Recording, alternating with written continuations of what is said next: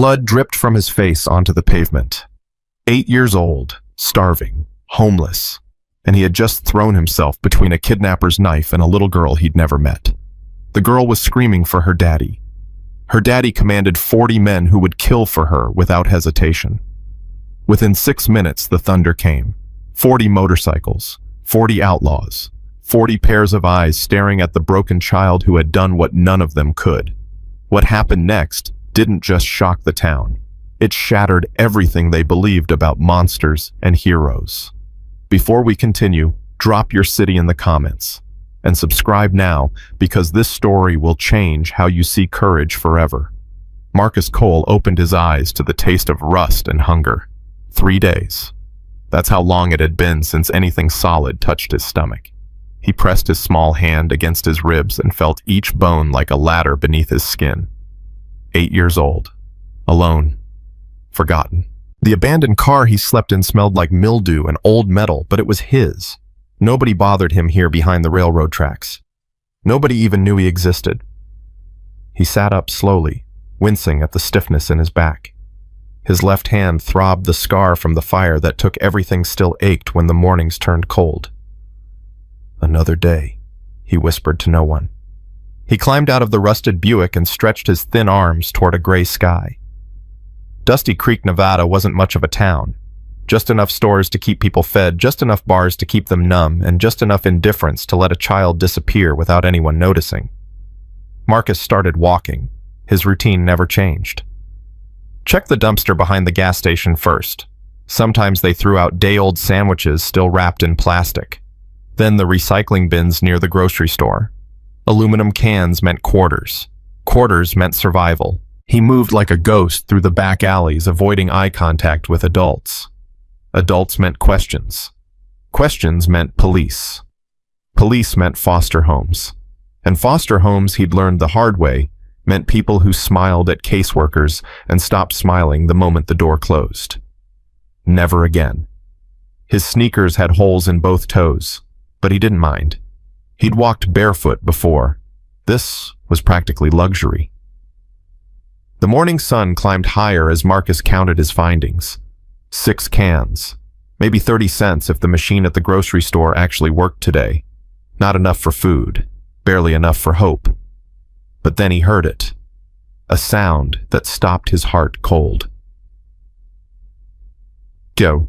3 blocks away in a world Marcus couldn't imagine, Victor Stone knelt beside his daughter's bed and brushed blonde curls from her sleeping face. Wake up, little bird. Emma's eyes fluttered open. A smile spread across her face before she was fully conscious. Daddy? Pancake time. You want motorcycles or butterflies? She sat up so fast she nearly headbutted him. Motorcycles, obviously. Iron, as the club called him, laughed. It was a sound most people never heard. The president of the Iron Wolves MC wasn't known for laughter.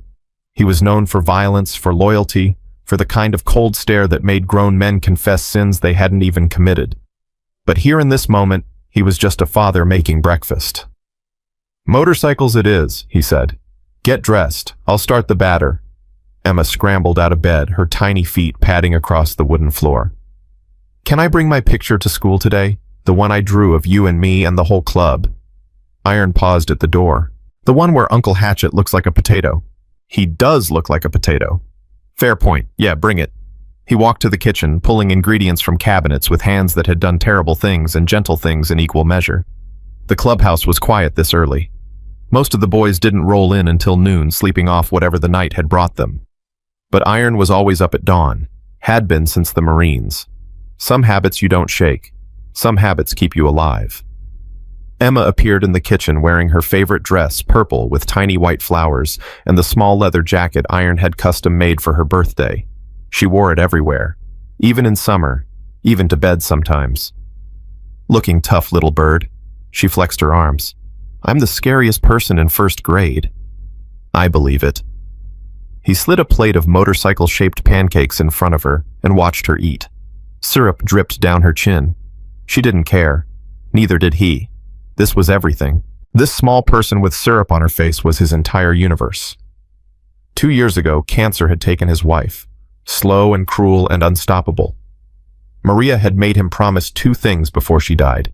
Take care of Emma, and don't let the darkness swallow you. He'd kept both promises. Barely. Daddy, yeah, baby? Tommy Hendricks said you're a criminal. Iron's jaw tightened. Did he? I told him you're not. I told him you help people. And then I told him his haircut looks stupid. Despite himself, Iron smiled. That's my girl. Was I wrong about you helping people? He set down his coffee and looked at her, really looked at her, 6 years old, and already asking questions that grown men avoided. No, Emma, you weren't wrong. Sometimes helping people means doing things other folks don't understand. But everything I do to protect people I love. She nodded like this made perfect sense. Okay. Can I have more pancakes? You already ate 4. I'm a growing wolf.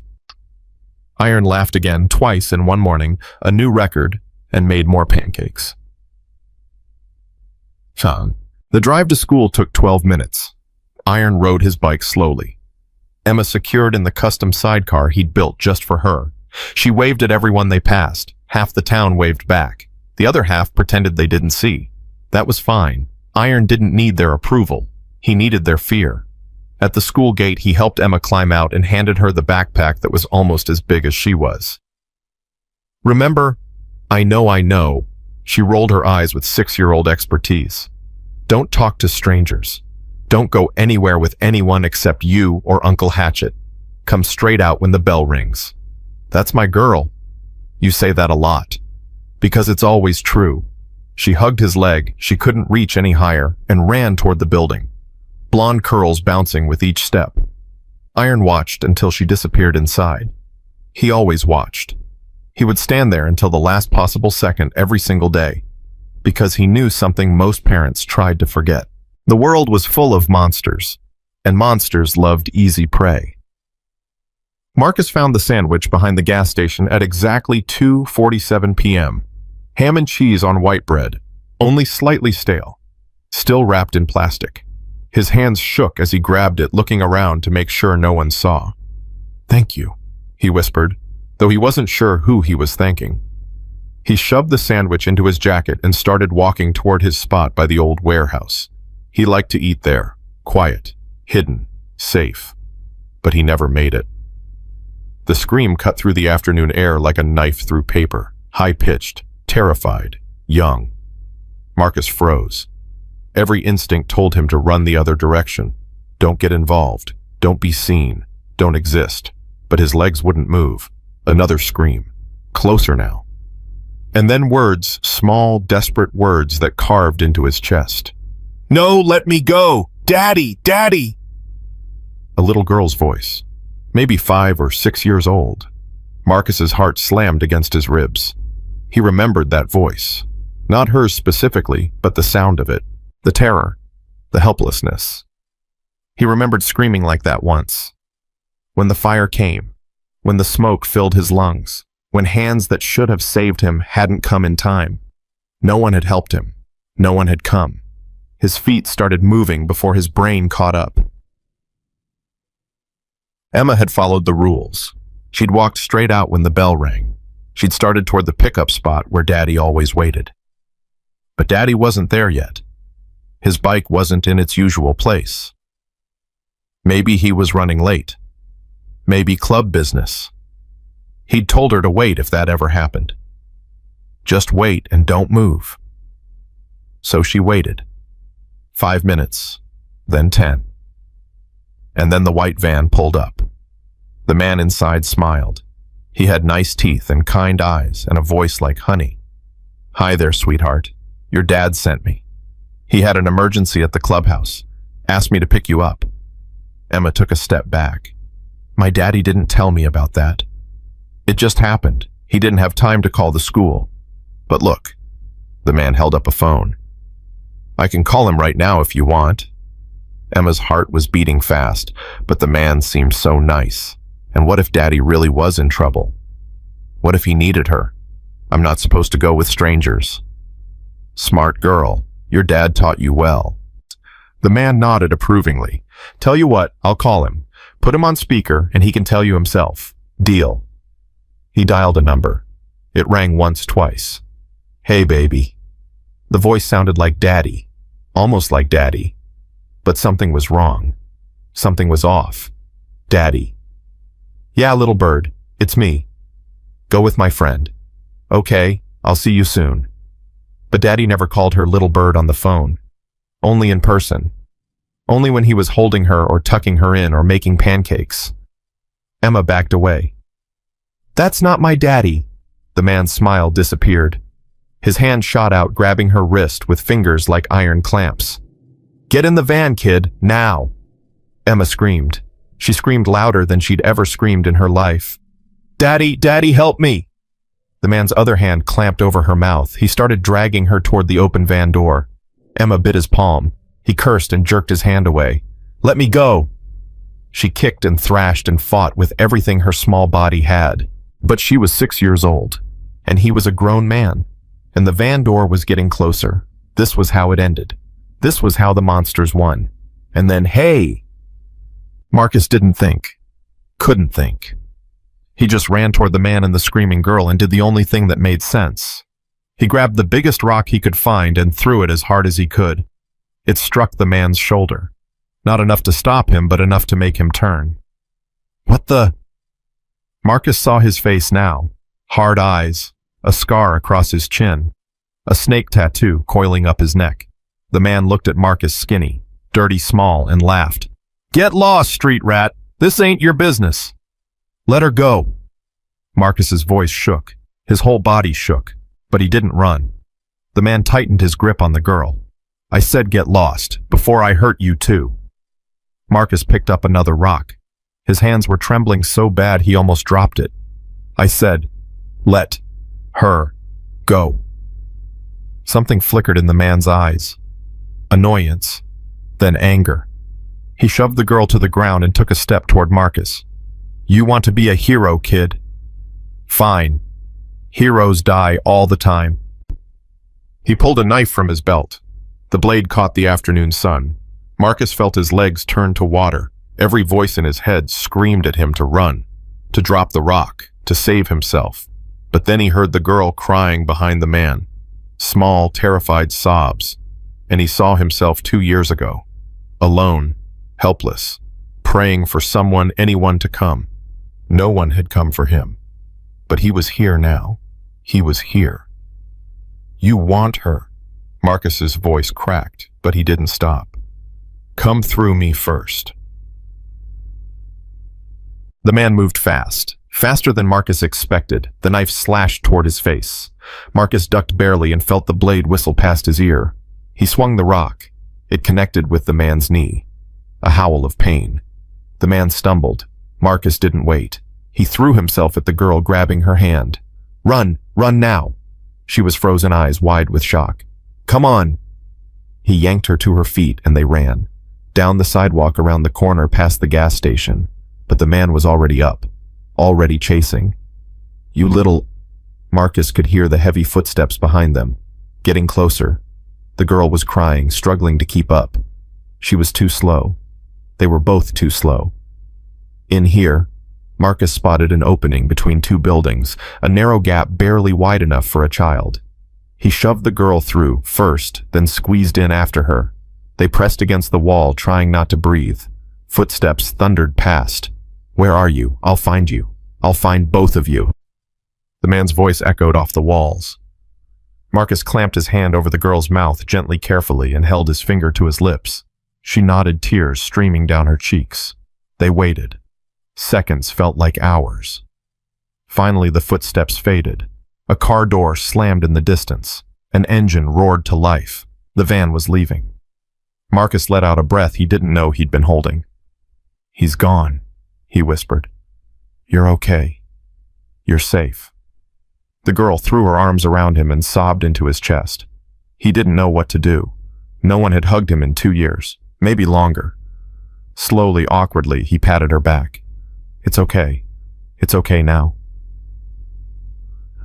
Emma couldn't stop shaking. The bad man, the van, the knife. It all swirled together in her head like a nightmare she couldn't wake up from. But this boy, this dirty, thin, bleeding boy, had saved her. He'd saved her. "What's your name?" she asked between sobs. "Marcus." "I'm Emma." She wiped her nose on her sleeve. "You're hurt." He looked down. Blood dripped from a gash on his arm where the knife had grazed him. He hadn't even felt it until now. "It's nothing." "It's not nothing, you're bleeding." She dug through her backpack and pulled out a napkin from her lunch. "Here, put this on it." He stared at the napkin like it was made of gold. "Thanks." She watched him press it to his arm, watched him wince at the pressure. "Why did you help me?" she asked. "You don't even know me." Marcus was quiet for a long moment. "Because no one helped me," he finally said. "When I needed it. When the fire came and took my mom and dad. No one came. And I couldn't let that happen to you." Emma's eyes went wide. "Your mom and dad died?" He nodded. "Do you have a new family?" "No." "Where do you live?" He looked away. "Nowhere." Emma's small heart cracked open. This boy had nothing. No home, no family, no one. And he'd still thrown himself between her and a monster. "We need to call my daddy," she said. "He'll help. He helps everyone."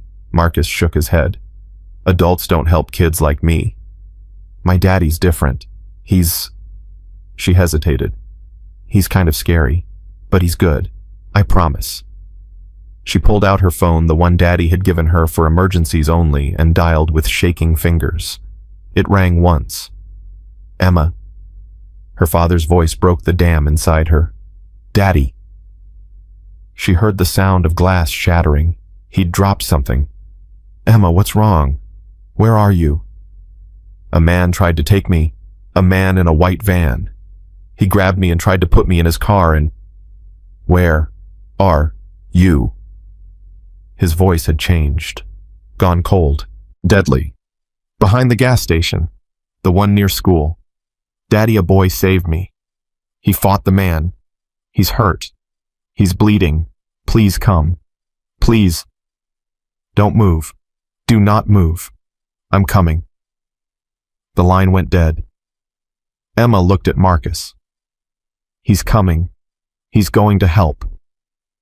But Marcus was staring at her jacket, at the small patch on the shoulder.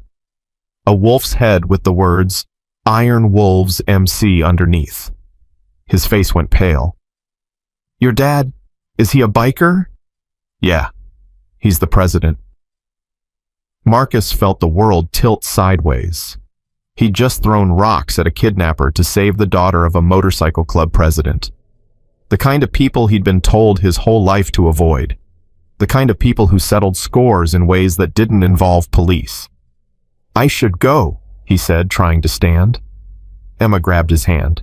"No, you can't go. You're hurt and you saved me and my daddy will want to thank you." "I don't need thanks, I just..." A sound stopped him cold. Engines. Dozens of them, getting louder by the second. A rumble that shook the ground beneath their feet. Marcus looked toward the street and saw them coming. Motorcycles. 30. 40. Maybe more. A river of chrome and leather and barely contained violence. And at the front, riding faster than the rest, was a man whose face looked carved from stone. Victor Stone. Iron. Emma's father. Marcus tried to run, but his legs wouldn't work. The bike screamed to a stop. Men dismounted. Heavy boots hit concrete. And then Iron was running, actually running toward the gap between the buildings. He dropped to his knees and pulled Emma into his arms so hard Marcus thought he might crush her. "Emma, Emma, oh God, Emma. I'm okay, Daddy. I'm okay. He saved me. Marcus saved me." Iron looked up, his eyes cold, evaluating dangerous found Marcus. For a long moment, neither of them moved. Marcus tried to speak, tried to explain, but no words came. Iron released Emma just enough to look at her face. "The man, did he hurt you?" "No." Marcus stopped him. He had a knife, and Marcus fought him anyway. Iron's gaze returned to Marcus. to the blood on his arm, to the torn clothes, to the thin frame and hollow cheeks that spoke of months without enough food. You fought a man with a knife. Marcus managed a nod. For a girl you'd never met. Another nod. Iron stood slowly. He was massive up close. 6 foot 4 arms like tree trunks, tattoos climbing up his neck. He took a step toward Marcus. Marcus flinched, expecting pain, but Iron just extended his hand. Thank you. Marcus stared at the hand. Calloused. Scarred. Waiting. Slowly, hesitantly, he reached out and shook it. Iron's grip was gentle, almost careful, like he knew Marcus might break. What's your name, son? Marcus. Where are your parents, Marcus? The word hit him like a punch. Parents. Gone, he whispered. House fire. 2 years ago. Something shifted in Iron's eyes. The cold calculation melted into something else. Something that looked almost like recognition. Who takes care of you? Nobody. The club had gathered behind Iron now, 40 men, all of them staring at the small boy who'd done what none of them had been there to do. Iron turned to a man standing at his shoulder, tall, bald, with a face like a friendly brick wall. Hatchet. Get the van's description, plates, anything the kid can remember. Then put every brother on the street. I want this man found before sunset. Hatchet nodded and pulled out his phone. Iron turned back to Marcus. You're hurt. You need a doctor. Marcus shook his head. I'm fine. I should go. Go where? The question hung in the air. Marcus didn't have an answer. He didn't have anywhere. He never had anywhere. Iron knelt down so they were eye to eye. You saved my daughter's life. The life of the only person in this world I care about. You think I'm going to let you walk away bleeding and alone? Marcus felt something crack inside his chest. A wall he'd built brick by brick over 2 years of survival. I don't need help, he said, but his voice betrayed him. Everyone needs help, son. Even the ones who forgot how to ask. Emma stepped forward and took Marcus's hand, her small fingers intertwined with his. Please come with us, please. You're my hero. I don't want you to go. Marcus looked at her, at those big, trusting eyes that hadn't learned yet that the world could be cruel. He'd forgotten that kids could look like that. Hopeful, believing. Just for tonight, Iron said. We'll get you cleaned up, fed. You can decide what you want tomorrow. Marcus didn't trust it, didn't trust any of it, but he was so tired, so hungry, and his arm really, really hurt.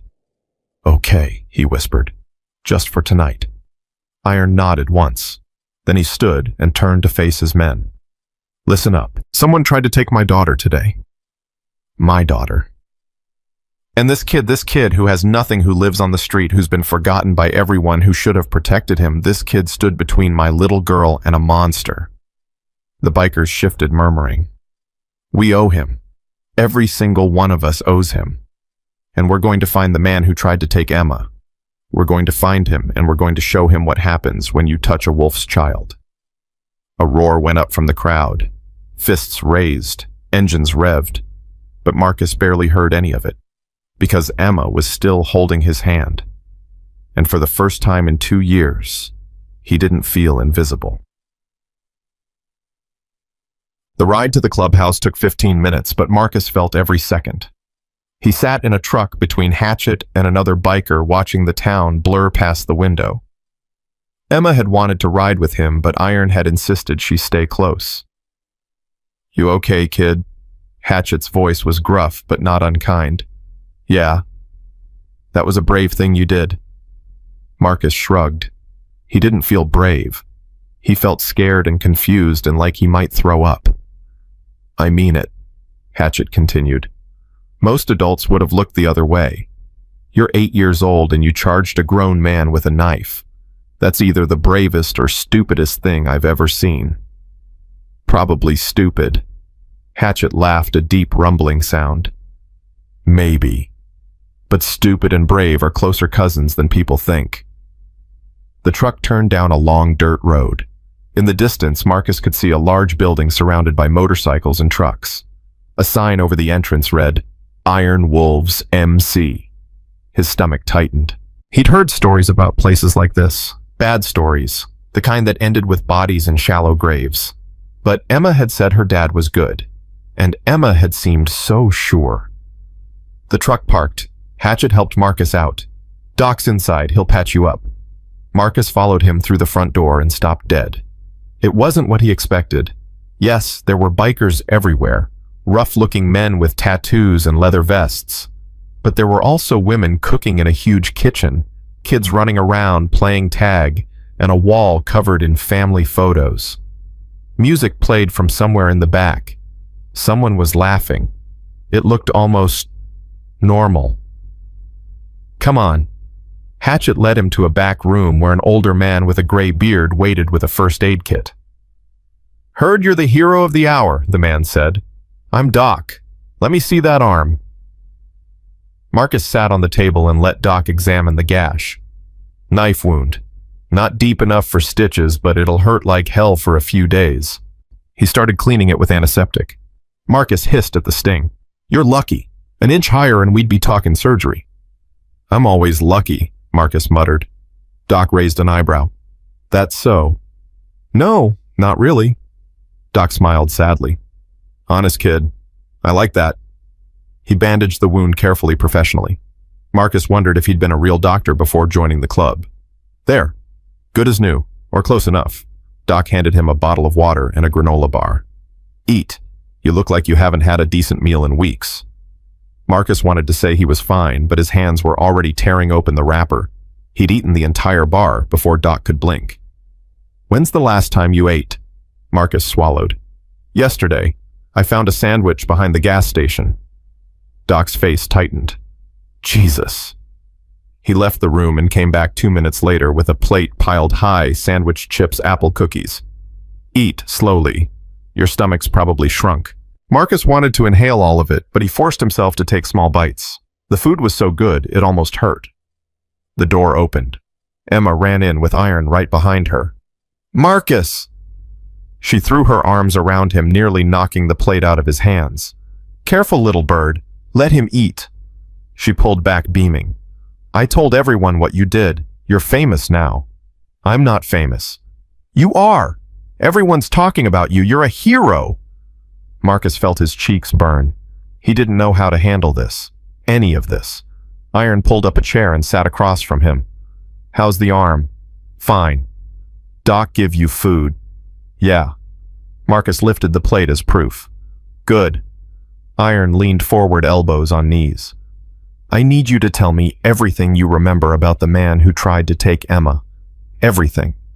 No detail is too small. Marcus set down his sandwich.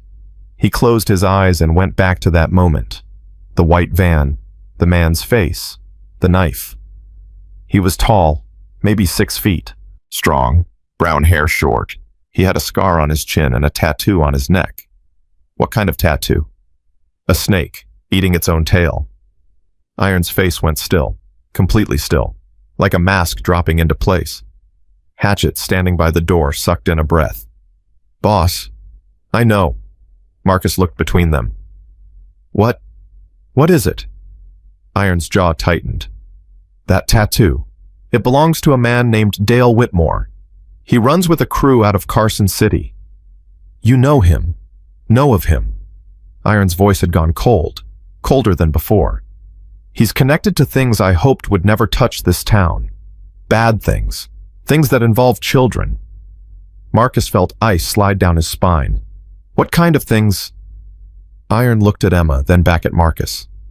He seemed to be weighing how much to say. The kind of things that make men like me want to burn the world down. A heavy silence filled the room. Then Hatchet's phone buzzed. He answered it, listened for 30 seconds, and his face went dark. Boss, we got a problem. What? Someone just threw a brick through the clubhouse's back window. Message attached. Iron stood. What does it say? Hatchet held up the note. Iron read it aloud, voice flat. Return the boy, or more children disappear. Emma gasped. Marcus felt his blood turn to ice. They knew. The kidnappers knew he could identify them, and now they wanted him back. Iron crumpled the note in his fist. When he spoke, his voice was quiet, calm, terrifying. They want war. They picked the wrong family. He turned to Marcus. You're not going anywhere, son. Not tonight, not tomorrow, not until I personally guarantee that every single person involved in this is no longer breathing. Marcus stared at him. This man, this terrifying, powerful man, was willing to go to war for a homeless kid he'd known for less than an hour. Why? I don't understand, Marcus whispered. Why do you care what happens to me? Iron knelt down until they were eye to eye. His voice softened just slightly. Because 2 years ago, my daughter lost her mother, and I made a promise that I would never let her feel alone again. He paused. You lost everything too, didn't you, parents? Home. Hope. Marcus nodded, unable to speak. Then you understand something most people never learn. The world doesn't protect the innocent. People do. And sometimes the people who protect the hardest are the ones who remember what it felt like to have nobody. He put his hand on Marcus's shoulder. You protected my daughter when no one else could. Now it's our turn to protect you. Emma wiggled between them and grabbed both their hands. See, I told you, my daddy was good. Marcus looked at Iron, at Emma, at the room full of bikers who had taken him in without question. For the first time in 2 years, he let himself feel something he'd forgotten existed. Hope. That night, Marcus lay in a real bed for the first time in 23 months. The sheets were clean. The pillow was soft. The door locked from the inside. He couldn't sleep. Every time he closed his eyes, he saw the knife, the white van, the man's cold, dead eyes, and the note, return the boy, or more children disappear. Someone knocked softly. Marcus, you awake? Emma's voice. He sat up. Yeah. The door cracked open. She stood there in pajamas covered in cartoon wolves, hugging a stuffed bear to her chest. I can't sleep, she whispered. I keep seeing the bad man. Me too. She hesitated. Can I stay in here? Just for a little bit? Marcus didn't know what to say. He'd been alone so long he'd forgotten what company felt like. Sure. She crossed the room and climbed onto the end of the bed, curling up with her bear. His name is Mr. Whiskers, she said, holding up the bear. He protects me from nightmares. Does he work? Sometimes. She paused. You can borrow him if you want. She held out the bear. Marcus stared at it. This small, silly stuffed animal that meant everything to a 6-year-old girl, and she was offering it to him. His throat tightened. Thanks, he managed. But you keep him. I think you need him more tonight. Emma nodded and hugged Mr. Whiskers close. They sat in silence for a while. Then Emma asked, Are you scared? Yes. Me too. She looked at him with wide eyes. But I'm less scared with you here. Marcus didn't know how to respond to that. How could he make anyone less scared? He was just a kid. A homeless kid who couldn't even protect himself. But he'd protected her. Maybe that meant something. I won't let anyone hurt you, he heard himself say. I promise. Emma smiled a small, tired smile. That's what Daddy says. He seems like he keeps his promises. He does, always. She yawned, eyes already drooping. You keep yours too, I can tell. She was asleep within minutes, curled up at the foot of the bed with Mr. Whiskers clutched to her chest. Marcus watched her breathe, in and out, in and out. So peaceful, so trusting. He made a silent vow. No one would touch this girl, ever again. Not while he was breathing. The world had failed him. But maybe, just maybe, he could keep it from failing her. He lay back and stared at the ceiling. Tomorrow the hunt would begin. Tomorrow everything would change. But tonight, for the first time in 2 years, Marcus Cole wasn't alone. And somewhere outside the wolves were gathering. Marcus woke to the smell of bacon. For 3 seconds he forgot where he was. For 3 seconds he was back in his mother's kitchen, 6 years old, watching her flip pancakes while his father read the newspaper at the table. Then reality crashed back. He sat up fast, heart pounding. The room was unfamiliar. Clean walls, a window with actual curtains, a door that had stayed closed all night. Emma was gone from the foot of the bed. Panic seized his chest. He threw off the covers and stumbled toward the door, yanking it open. "Whoa, easy there!" Hatchet stood in the hallway, a coffee mug in one hand. "Where's Emma?" "Kitchen, with her dad." "Relax, kid. Nobody's taking anyone today." Marcus forced himself to breathe. In and out, in and out. "How's the arm?" He looked down at the bandage. It throbbed, but not as badly as yesterday. "Fine. Doc wants to check it after breakfast. Come on. Food's ready." Marcus followed Hatchet down a long hallway. Voices grew louder with each step. Laughter, the clatter of dishes, normal sounds that felt foreign to him now. The kitchen was chaos. 15 bikers crowded around a massive table, shoveling eggs and bacon onto plates. Women moved between the stove and the counter, refilling coffee and swatting hands away from the fresh biscuits. 3 kids chased each other around the chairs while a dog barked at their heels. Marcus stopped in the doorway, overwhelmed. Then Emma spotted him. "Marcus!" She abandoned her pancakes and ran across the room, nearly tackling him. "You're awake, I saved you a seat." "Come on!" She grabbed his hand and dragged him to the table. Every eye in the room followed him. Marcus had never felt so visible in his life. Iron sat at the head of the table, watching. He gave Marcus a single nod. "Sit. Eat." Marcus sat. Someone placed a plate in front of him, piled with more food than he'd seen in months. Eggs, bacon, toast, hash browns, a biscuit the size of his fist. His hands shook as he picked up his fork. "Take it slow," a woman's voice said. He looked up. A middle-aged woman with kind eyes and silver streaks in her dark hair smiled at him. "Your stomach's not used to this much. Small bites." "Thank you." She squeezed his shoulder gently and moved away. Marcus ate, slowly like she said, but each bite tasted like a miracle. Emma chattered beside him, telling him about the clubhouse, about her favorite hiding spots, about how Uncle Hatchet once fell off his bike into a mud puddle. "I did not fall," Hatchet grumbled from across the table. "I was pushed. By the ground." Laughter rippled through the room. For a few minutes, Marcus almost forgot why he was there. Then Iron's phone rang. The room went silent. Iron answered, listened for 30 seconds, and his face turned to stone. "Where?" "More listening." "Don't touch anything. I'm on my way." He hung up and stood. "Hatchet. With me. Now." The 2 men headed for the door. Iron paused, looking back at Marcus. "Stay here. Don't leave the clubhouse. Someone will be watching the perimeter at all times." "What happened?" Iron's jaw tightened. "They found the van." He was gone before Marcus could respond. Emma's hand found his under the table. "It's okay," she whispered. "Daddy will fix it. He always fixes everything." Marcus nodded, but his stomach had turned to ice.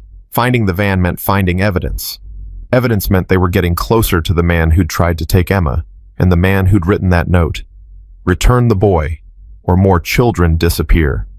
They weren't going to return him, which meant someone else might disappear. Because of him. The woman with kind eyes appeared beside him. "My name's Rosa. I'm Hatchet's wife." She crouched down to his level. "You look like you've got the weight of the world on those shoulders." "It's my fault." "What is the note?" "They want me. If I just left..." "Stop right there." Rosa's voice was gentle but firm. "You think running would help? You think those men would stop hunting if you disappeared?" Marcus didn't answer. Men like that don't stop. They don't negotiate. They take what they want, and they hurt whoever gets in their way. The only thing keeping this town safe right now is the fact that the Iron Wolves are hunting them instead of the other way around. But if someone else gets hurt because of me, then it's on them, not you. You saved that little girl. You're a hero, Marcus, whether you believe it or not. She stood and headed back to the kitchen. Hero. The word felt wrong. Heroes were strong. brave, capable. Marcus was just a kid who'd been too stupid to run. Emma tugged his sleeve. Want to see my room? I have drawings. He nodded, grateful for the distraction. She led him through the clubhouse, past a common room with leather couches and a pool table, past a small chapel with candles flickering in the windows, to a door painted bright purple. This is my space. Daddy lets me decorate it however I want. She pushed open the door. The walls were covered in drawings. Motorcycles. Wolves. Stick figures with leather jackets. One drawing showed a man with a beard holding hands with a smaller figure in a purple dress. That's me and Daddy, Emma explained. I drew it after Mommy went to heaven. Marcus's throat tightened. How old were you, Bo? 4. I don't remember her face anymore, just her voice. She used to sing to me every night. I'm sorry, Emma shrugged with the resilience only children possess. Daddy says she watches us from the stars. Sometimes I wave to her. Marcus looked at the drawing again. A man and his daughter. Alone in the world, but holding on to each other. He understood that kind of lonely. My mom used to make chocolate chip cookies every Sunday, he heard himself say. I can still smell them sometimes, when I'm dreaming. Emma sat on her bed hugging Mr. Whiskers. What happened to her? If it's okay to ask. Marcus sat beside her. He hadn't talked about this in 2 years. The words had been locked in a box inside his chest, rusting and sharp. But Emma had shared her pain. It seemed only fair. There was a fire. I was 6. I woke up and the house was full of smoke. My mom was screaming my name, but I couldn't find her. The ceiling came down and something hit my arm. He held up his left hand, showing the scar. Someone pulled me out a window. A neighbor, I think. I never saw who. What about your dad? He went back in. For my mom. Neither of them came out. Emma's eyes filled with tears. That's so sad. Yeah. Do you miss them? Every day, every single day. She reached out and took his scarred hand in her small one. Maybe your mom and my mom are friends now. In heaven. Maybe they're both watching us. Something cracked inside Marcus. A dam breaking. A wall crumbling. He hadn't cried in 2 years. Not once. Crying didn't help. Crying was weakness. Crying meant you still believed the world could be kind. But now in this room, covered with a 6-year-old's drawings holding hands with a girl who'd nearly been stolen from her father, Marcus felt tears slide down his cheeks. He turned away embarrassed. It's okay to cry, Emma said softly. Daddy cries sometimes too, when he thinks I'm asleep. Marcus wiped his face. He does. Yeah. After Mommy died, I heard him crying every night for a whole year. But in the morning, he'd smile and make me pancakes and pretend everything was fine. That's what grown-ups do. They hide their sad. You're pretty smart for 6, she grinned. Everyone says that. The door burst open. Hatchet stood there breathing hard. Marcus, boss needs you. Now. Iron was waiting in a room Marcus hadn't seen before. Maps covered the walls, photos, printed documents. A whiteboard with names and locations scrawled in red marker. This wasn't just a clubhouse. This was a war room. Sit down, Iron said. Marcus sat across from him. Emma had tried to follow, but Rosa intercepted her promising cookies and cartoons. The van was abandoned outside of town, torched. But we found something inside. He slid a photograph across the table. Marcus looked at it and felt his stomach heave. Photographs. Dozens of them. Children's faces. Boys and girls. Ages ranging from 5 to 12. What is this? Evidence. That snake tattoo son of a bitch is part of a trafficking ring. They've been operating across 3 states snatching kids and selling them to the highest bidder. Marcus's hands started shaking. Selling them. Don't make me explain further. Iron's voice was rough. The point is, Emma wasn't random. They'd been watching her. Planning. They have files on at least 30 children in this county alone. Files. Iron slid another photo across. This one showed a document with a picture clipped to the corner. Emma's school photo. Beneath it typed information, age, height, weight, daily schedule, father's name and occupation. They'd been hunting her. "How long?" Marcus whispered. "Based on the dates, at least 3 months. 3 months. While Emma walked to school, while she played in the park, while she hugged her stuffed bear at night, someone had been watching, waiting, planning the moment they'd snatch her and sell her like property." Marcus wanted to throw up. "Why are you showing me this?" Iron leaned forward. "Because I need you to understand what we're fighting. This isn't one man with a grudge. This is an organization. Connected. Funded. Protected." "Protected by who?" Iron hesitated. Then he pulled out one more photograph. A man in a suit shaking hands with Dale Whitmore. The man Marcus recognized from television. Billboards. Campaign signs. Mayor Charles Reed. Marcus's blood went cold.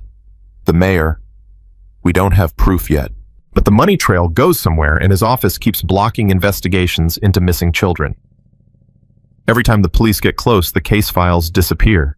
Every time a witness comes forward, they suddenly change their story. So the police can't help. Won't help. There's a difference." Iron's jaw tightened.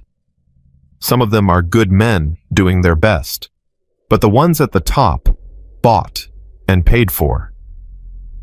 Marcus stared at the photographs, all those faces, all those children who might already be gone, already lost to the darkness.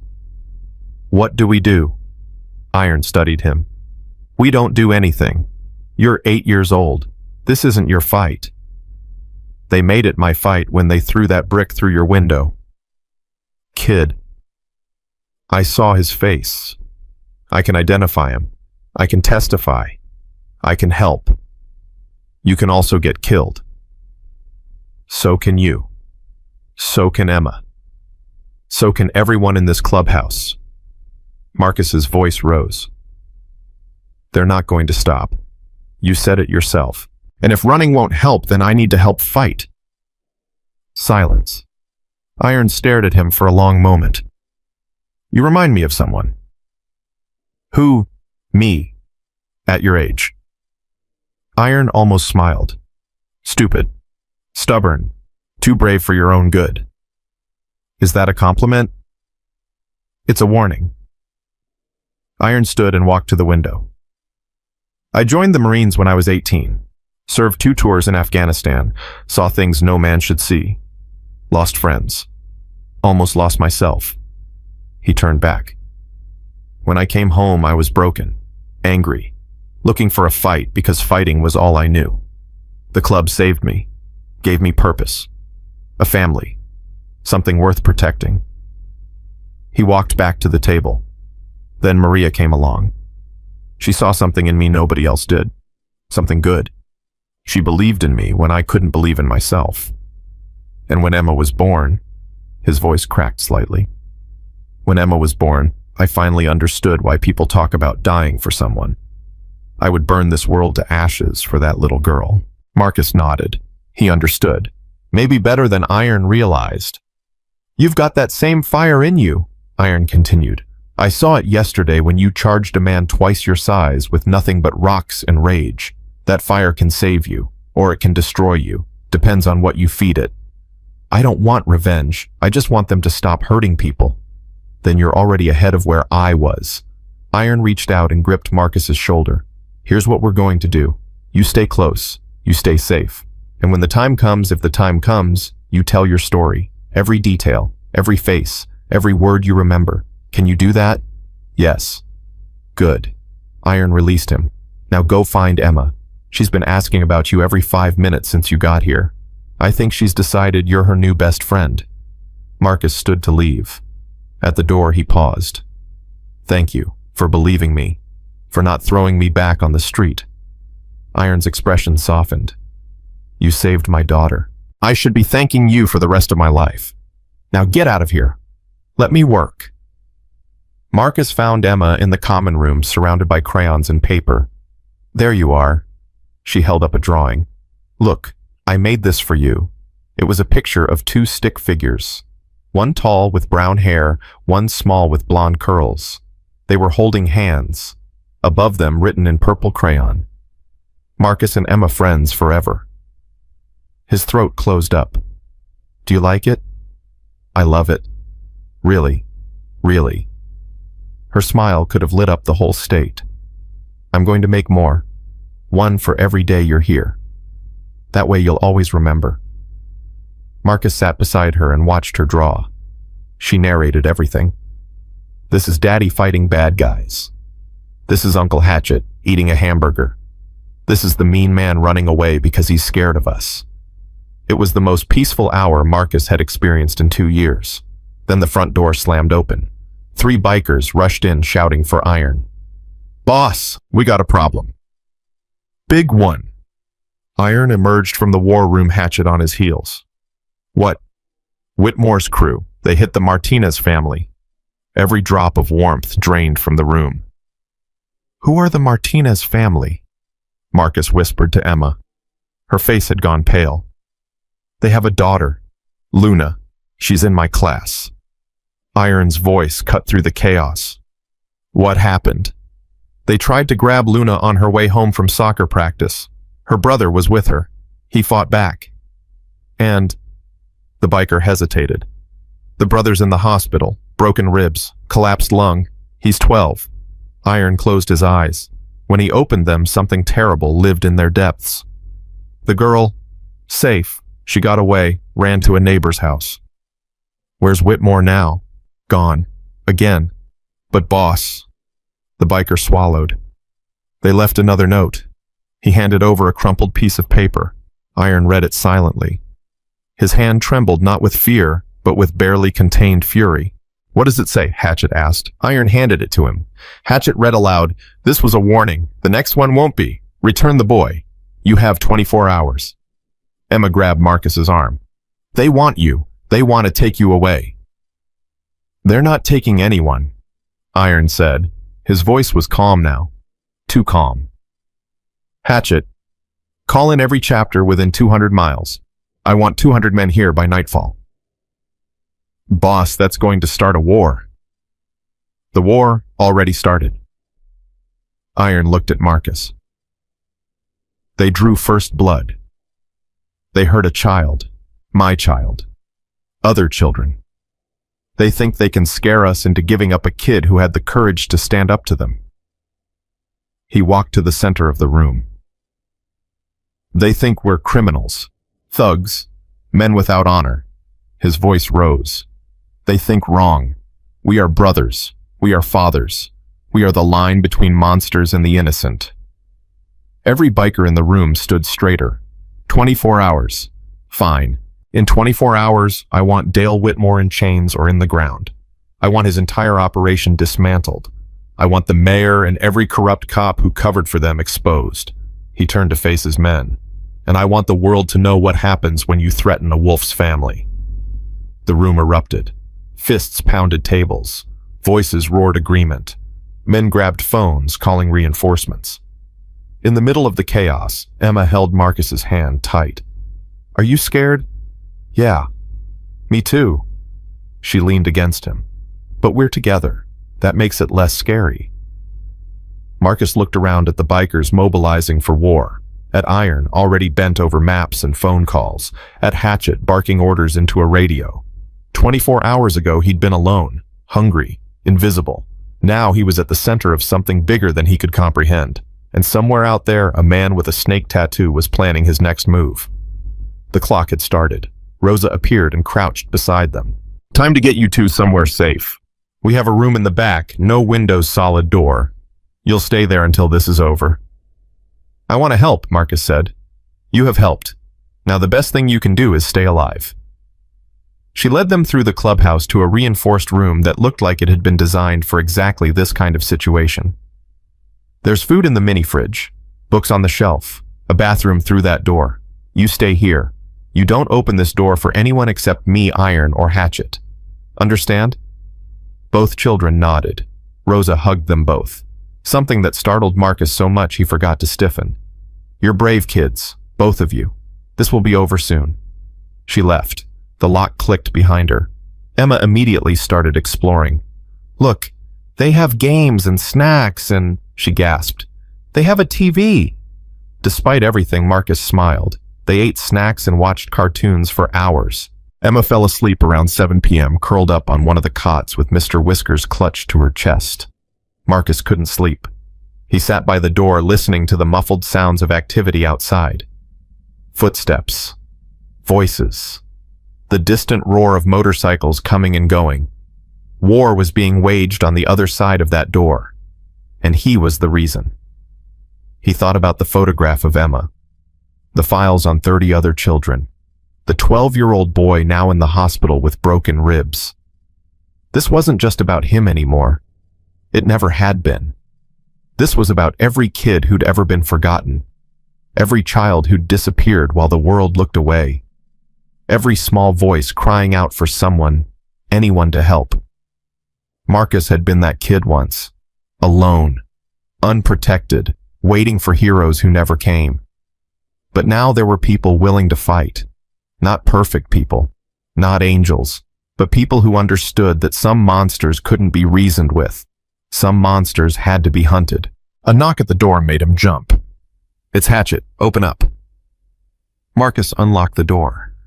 Hatchet looked exhausted, lines of tension carved deep into his face. "How's Emma?" "Sleeping." "Good." He crouched down to Marcus's level. "I got news. Good and bad." "Good first."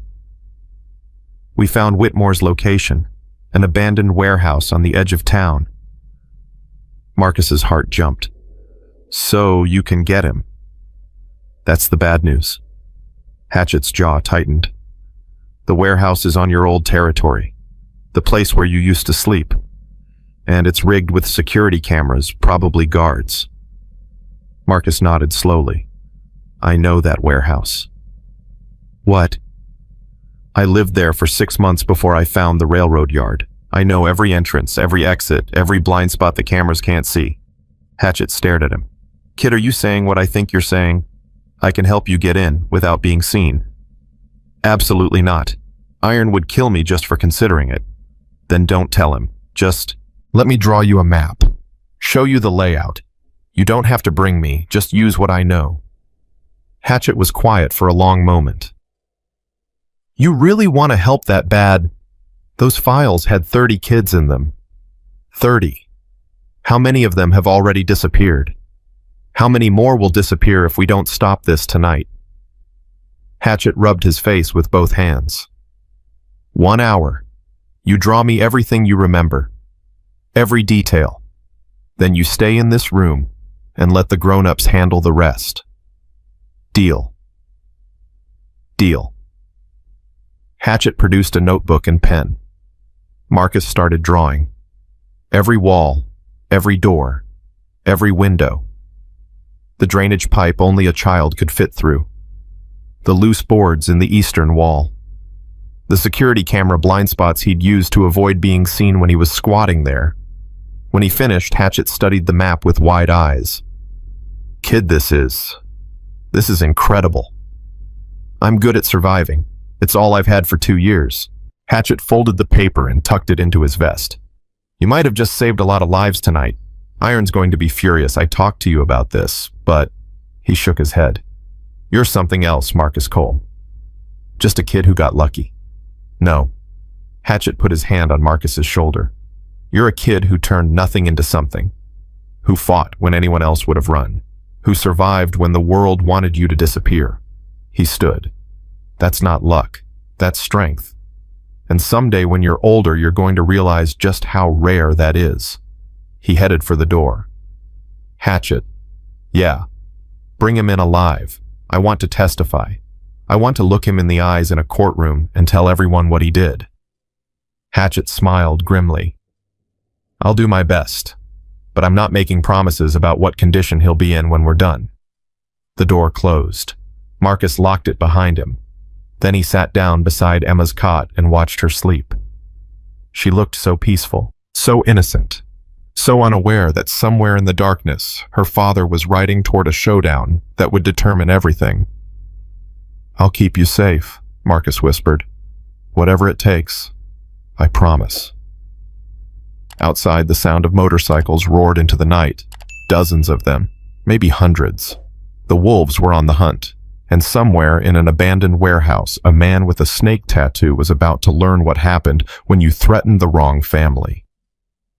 The clock read 11:47 p.m. Less than 12 hours remained, and everything was about to change. The clock on the wall read 2:17 a.m. when Marcus heard the first motorcycle return. He hadn't slept. Couldn't sleep. Every time he closed his eyes, he saw the knife flashing toward his face. The white van, Emma's terrified scream. Emma stirred on her cot, mumbling something about pancakes. Marcus moved to the door and pressed his ear against it. Voices, urgent, angry. He couldn't make out the words, but the tone told him everything. Something had gone wrong. 10 minutes later, the lock clicked. Hatchet stepped inside and Marcus's stomach dropped. Blood covered the front of his vest. A gash ran across his forehead. His knuckles were split and swollen. What happened? Hatchet closed the door behind him and leaned against it, breathing hard. They knew we were coming. How? Don't know. We hit the warehouse exactly like your map showed. Perfect approach. No cameras spotted us. But when we breached, he shook his head. Empty. They'd cleared out maybe an hour before, left behind a few guards to slow us down. That's their blood, not yours. Hatchet looked down at his vest. Most of it. One of them got lucky with a pipe. Where's Iron? Still out there. He's tracking their vehicles with some of the boys. They split into 3 groups heading different directions. Marcus's mind raced. They knew. Someone told them. Yeah, that's what we figured too. Who? Hatchet's jaw tightened. We have ideas. The mayor. Silence. Hatchet. The mayor. We can't prove it, but one of the guards before he stopped talking mentioned getting a call. A warning call from someone at the top. Marcus felt cold spreading through his chest. So they're protected. Really protected. For now, Hatchet pushed off from the door. Iron's not giving up. None of us are. We just need to find them before they disappear completely. What about the other kids, the ones in those files? Hatchet's expression flickered. We found something at the warehouse. Not kids. Records. Detailed records of transactions. Dates, amounts, locations. This thing is bigger than we thought, Marcus. Way bigger. How big? Multi-state operation. Maybe bigger. The FBI should have been involved years ago, but somehow nothing ever stuck. Because people at the top kept killing the investigations. Smart kid. Emma's voice came from behind them, sleepy and scared. Uncle Hatchet, why are you bleeding? Hatchet turned, softening his expression. Just a scratch. Little bird. Bad guys got lucky. Did you catch them? Not yet, but we will. Emma climbed off her cot and walked to Marcus, taking his hand. I had a nightmare. The man with the snake was chasing me. Marcus squeezed her hand. He's not here. You're safe. Promise. Promise. Hatchet watched them with something unreadable in his eyes. You two should try to sleep. Dawn's coming. Iron will be back soon with a new plan. I can't sleep, Marcus said. Neither can I, Emma added. Can we at least come out? It's lonely in here. Hatchet hesitated, then nodded. Common room, but you stay where I can see you. They followed him out of the safe room. The clubhouse was transformed. Maps covered every surface. Radios crackled with updates. Bikers moved in and out. Some bloody, some exhausted, all of them wearing expressions of grim determination. Rosa spotted them and rushed over. You're supposed to be in the safe room. They need it out, Hatchet said. I'll watch them. Rosa looked like she wanted to argue, but instead she pulled Emma into a hug. Hungry? A little. Come on, I'll make hot chocolate. Emma tugged Marcus along. You have to try Rosa's hot chocolate. She puts extra marshmallows. They sat at the kitchen counter while Rosa heated milk on the stove. The activity in the main room continued, but here for a moment things felt almost normal. Rosa, Marcus asked quietly. Yes, honey. How long have you been with the club? She smiled, stirring the pot. 22 years. Met Hatchet when I was 19. He was young and stupid and rode his bike like he wanted to die. What changed? He found something worth living for. She glanced toward the main room where Hatchet was bent over a map with 3 other men. Love does that. Finds the broken pieces and gives them a reason to heal. Marcus thought about that. About finding broken pieces. About reasons to heal. He'd been broken for 2 years, surviving but not living, existing but not belonging, until now. Rosa placed 2 steaming mugs in front of them, piled high with marshmallows. Drink up. Whatever happens next, you'll need your strength. The front door crashed open. Iron strode in, covered in dust and sweat radiating fury. Everyone now. Bikers gathered from every corner. Hatchet moved to Iron's side. Rosa pulled Emma and Marcus to the back of the crowd, but Marcus could still hear every word. We tracked them to a motel outside Carson City. By the time we got there, they'd torched the room and vanished. But we found this. He held up a laptop, scorched but intact. Bruno's working on it now. If there's anything on here about their network, their contacts, their next moves, we'll find it. What about Whitmore? Someone called out. Ghost. He's got people everywhere feeding him information. We move, he knows. We plan, he hears about it. Then how do we catch him? Iron's eyes scanned the room until they landed on Marcus. We stop chasing. We make him come to us. Murmurs rippled through the crowd. Hatchet stepped forward. Boss, what are you thinking? He wants the kid. Sent 2 notes saying so. If we can't find him, maybe we let him think he's found us. Marcus's blood turned to ice. Rosa pulled him closer, protective. You're not using this child as bait. I'm not using him as anything. Iron walked toward Marcus, the crowd parting. I'm asking him. He knelt down. Marcus, you don't have to do anything. You've already done more than anyone could expect. But if there's a chance to end this, to stop these men from hurting anyone else, I need to know if you're willing to help. What would I have to do? Just be visible. Let them think we've gotten careless. Draw them out while we have men positioned everywhere they might try to approach. And if they grab me before your men can stop them, Iron's jaw tightened. They won't. But if they do... Silence. Emma pushed through to stand beside Marcus. Daddy, no. You can't let them take him. I won't let anyone take him, little bird. That's the whole point. Then why are you asking him to be bait? Because sometimes the only way to catch a predator is to let him think he's hunting. Marcus looked at Emma, at her terrified eyes, at the way she gripped his hand like he might disappear. Then he looked at Iron, at the man who had taken him in, fed him, protected him, treated him like he mattered. The files had 30 kids in them. Iron nodded slowly. How many are still out there, still in danger? We don't know. Maybe all of them. Maybe none. If we don't stop Whitmore, what happens to them? Iron didn't answer. He didn't have to. Marcus closed his eyes. He thought about the fire that took his parents, about the 2 years of sleeping in abandoned cars and eating garbage, about every adult who'd looked right through him like he didn't exist. And then he thought about Emma, about Luna Martinez and her brother in the hospital, about 30 faces in 30 files, 30 children who might already be lost. He opened his eyes. I'll do it. Marcus, no, Emma cried. Emma. He turned to face her. If it was you out there, if you were one of those kids, wouldn't you want someone to try? Tears streamed down her face. But what if you get hurt? Then at least I got hurt trying to help. That's better than hiding while other kids disappear. Iron stood. You're sure? Yes. Then we plan this right. Every angle, every contingency. You will have eyes on you every second. The moment anything goes wrong, we pull you out. Okay.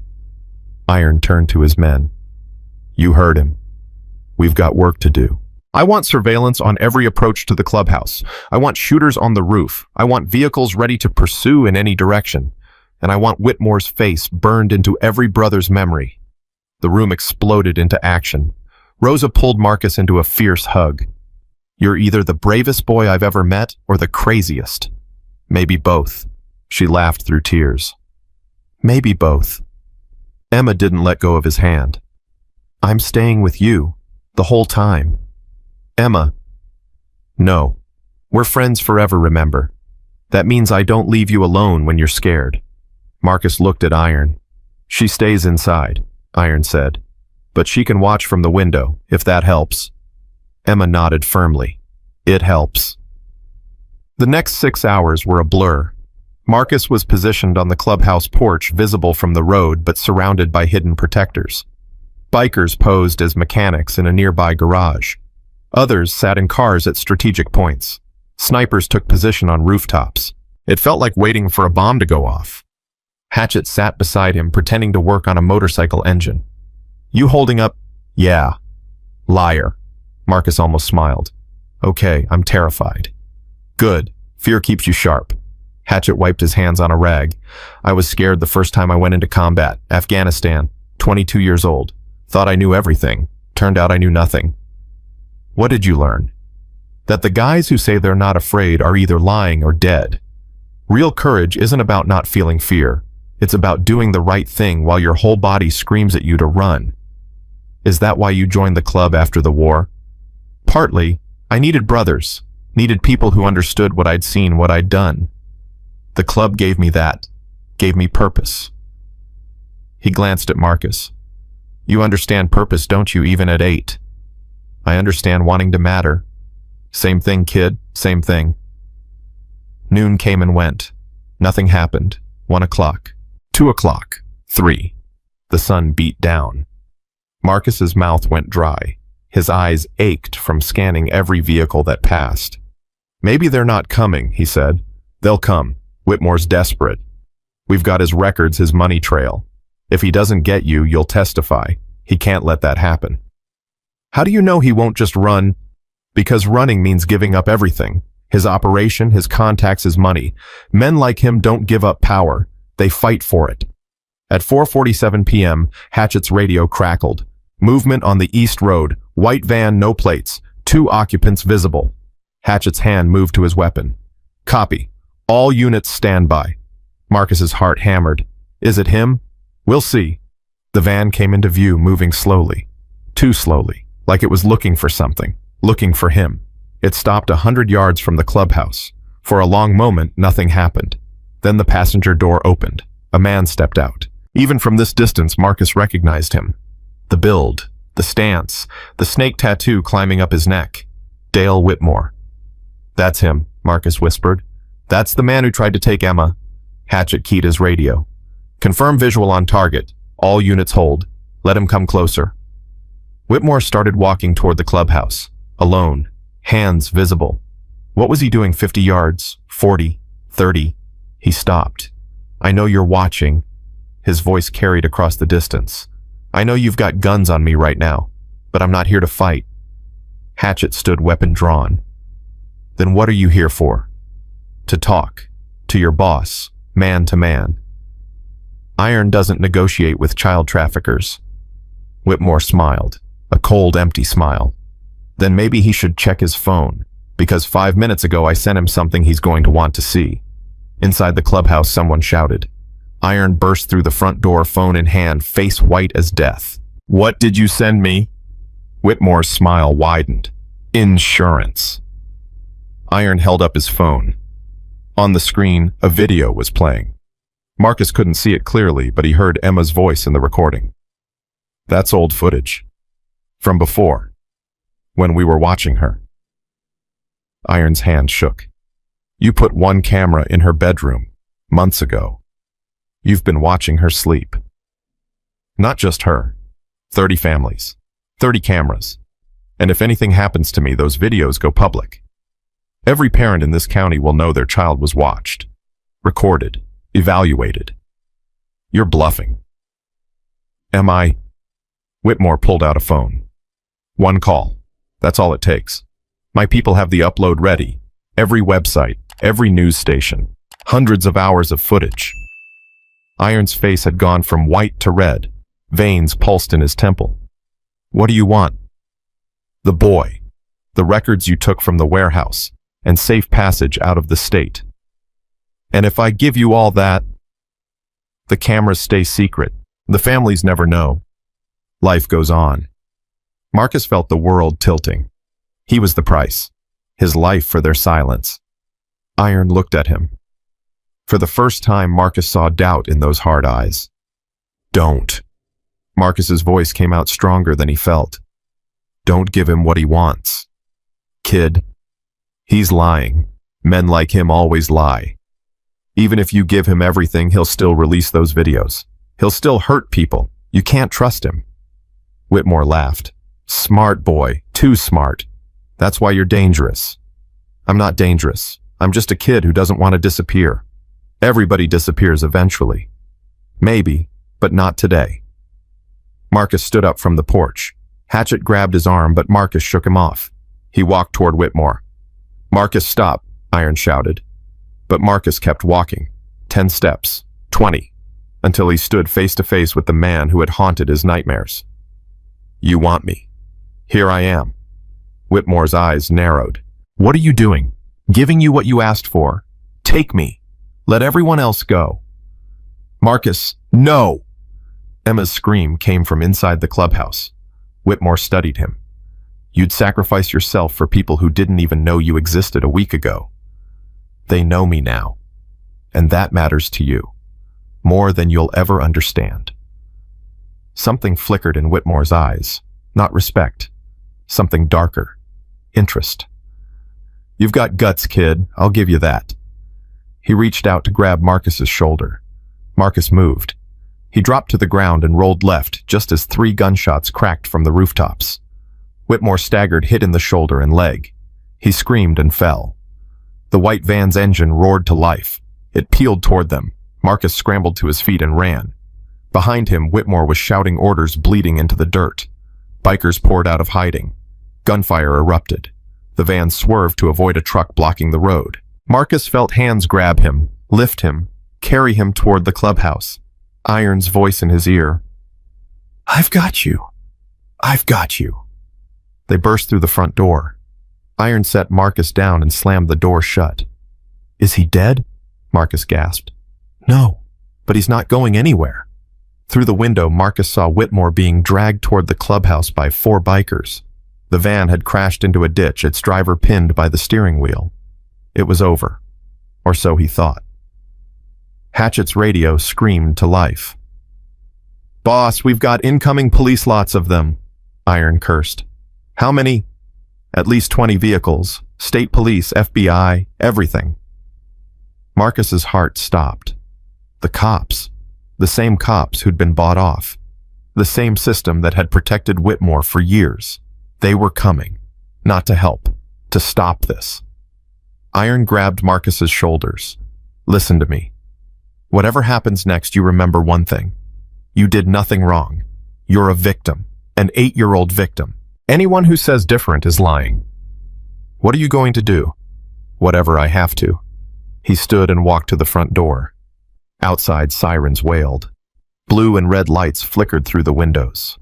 This was supposed to be victory. Why did it feel like defeat? Hatchet appeared beside him. Boss, they've got Whitmore. They're putting him in an ambulance. What about our evidence, the laptop? Bruno uploaded everything to 3 different servers before they got here. Whatever happens to us, that evidence survives.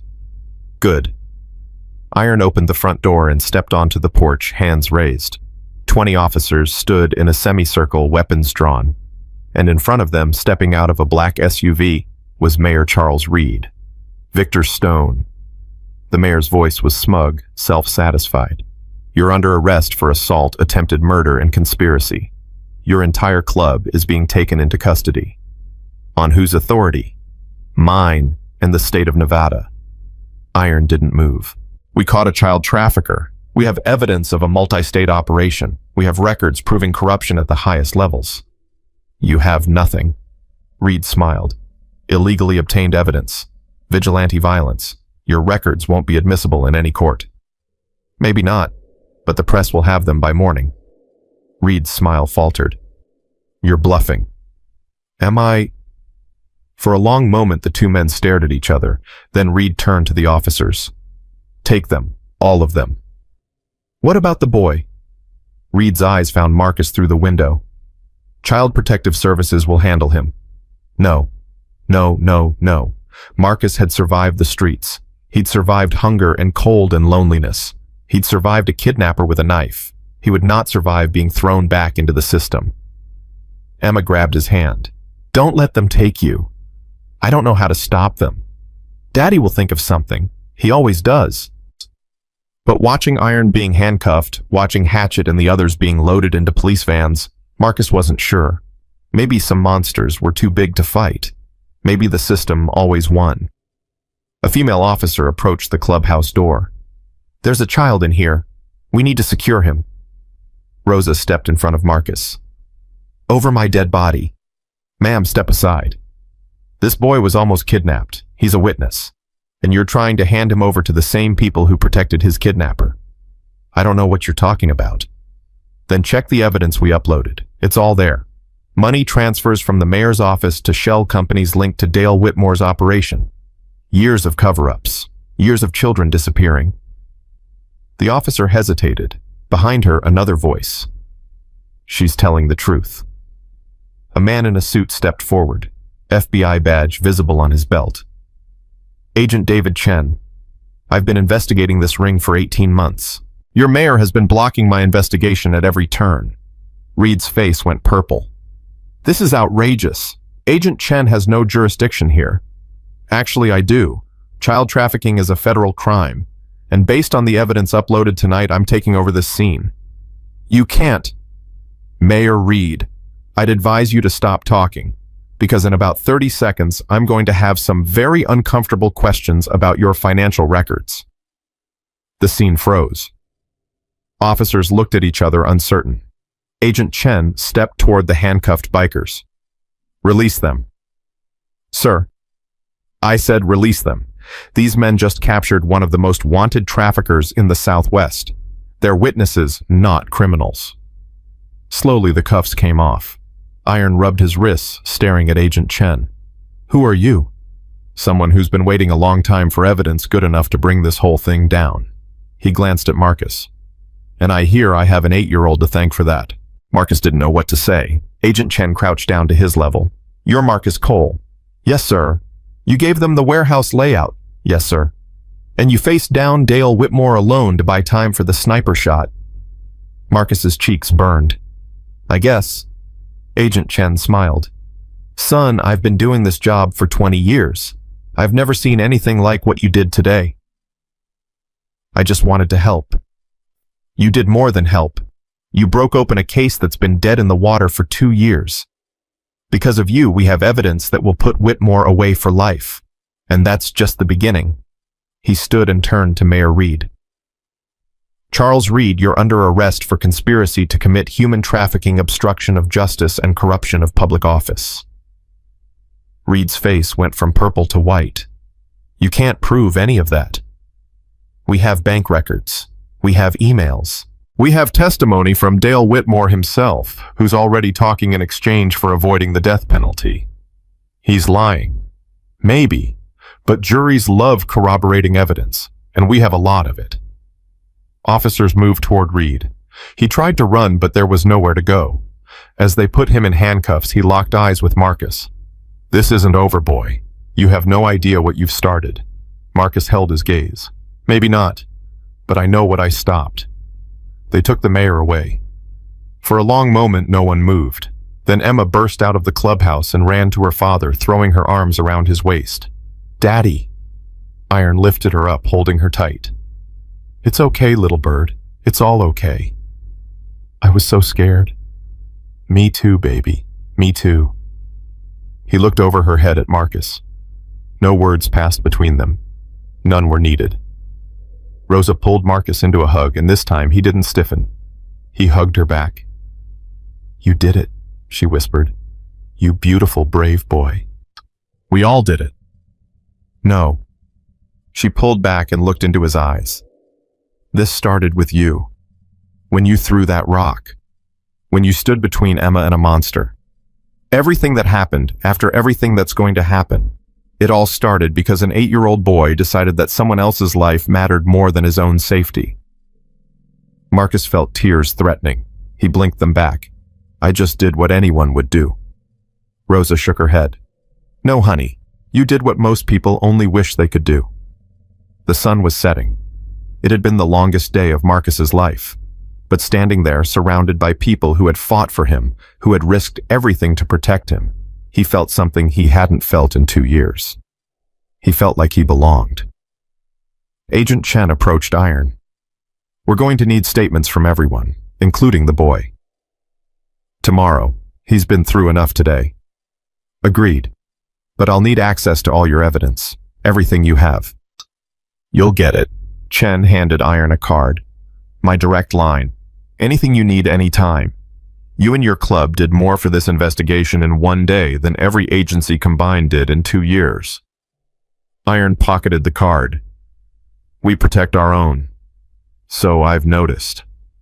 Chen looked at Marcus one more time. Get some rest, son. The hard part's over. But as the agent walked away, Marcus knew that wasn't true. The hard part wasn't over. It was just beginning. Because tomorrow, he would have to testify. Face Whitmore in a courtroom. Relive everything that had happened. And somewhere out there, the rest of Whitmore's organization was still operating. Still hunting. Still hurting children. This fight wasn't finished. But for tonight, Marcus let himself breathe. Emma appeared beside him, Mr. Whiskers in her arms. You're staying, right? You're not leaving. I'm not leaving. Promise. He looked at her. At this 6-year-old girl who had become his first real friend in 2 years. I promise. She smiled and took his hand. Together they walked back into the clubhouse. Behind them, the wolves gathered to lick their wounds and plan their next move. The night was far from over, but for the first time, Marcus wasn't facing it alone. 3 days passed before Marcus stepped inside a courtroom. 3 days of interview statements and questions that made his head spin. 3 days of Agent Chen and his team digging through evidence, connecting dots, building a case that grew bigger with every passing hour. And 3 days of Emma refusing to let him out of her sight.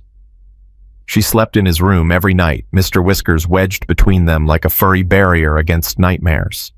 She held his hand during meals, during walks, during the quiet moments when the weight of everything threatened to crush him. Iron watched them with something Marcus couldn't quite read. Pride, maybe. Or fear. Or both. On the morning of this 4th day, Agent Chen arrived at the clubhouse with news. Whitmore's talking. Iron set down his coffee. Saying what? Everything. Names, dates, locations. He's trying to cut a deal, avoid the death penalty. And he's pointing fingers at everyone he ever worked with. Including the mayor. Especially the mayor. Reed's been transferred to federal custody. His lawyers are already scrambling. Marcus sat at the kitchen table, pushing eggs around his plate. What about the other kids? The ones in the files. Chen turned to him. We've identified 18 children who were targeted, but never taken. They're safe now. Their families have been notified. And the ones who were taken, Chen's expression flickered. We're still working on that. How many, Marcus? How many? Chen exhaled slowly. 12 confirmed cases over the past 3 years. We've recovered 4 alive. The others... He didn't finish. Marcus felt his stomach turn to stone. 8 children. Gone forever. Because the system that was supposed to protect them had been bought and paid for. We're going to get justice for them, Chen said. All of them. But I need your help. My help. You're our star witness. The only person who can put Whitmore at the scene of Emma's attempted kidnapping. Without your testimony, his lawyers could argue the whole thing was a misunderstanding. A misunderstanding? Iron's voice was sharp. He grabbed my daughter and tried to throw her in a van. I know. But courts need evidence, testimony, a face that juries can believe.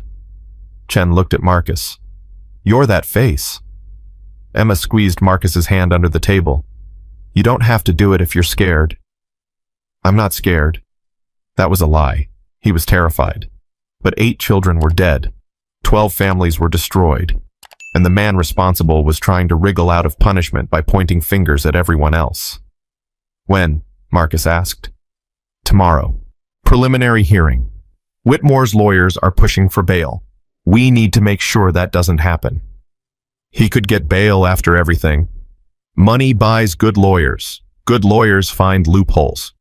Chen leaned forward. But a kid who looked a kidnapper in the eye and didn't blink, that's hard to argue against. Iron stood. He'll need preparation, someone to walk him through what to expect. I can have a prosecutor here this afternoon. Fine. But I want to be in that courtroom tomorrow. Chen nodded.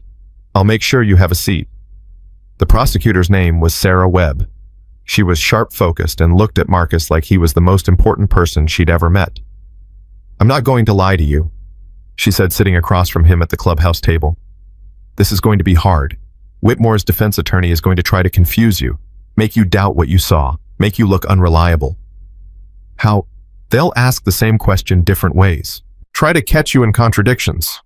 They might bring up your living situation, try to paint you as a troubled kid who makes things up. Marcus felt heat rise in his chest. I don't make things up.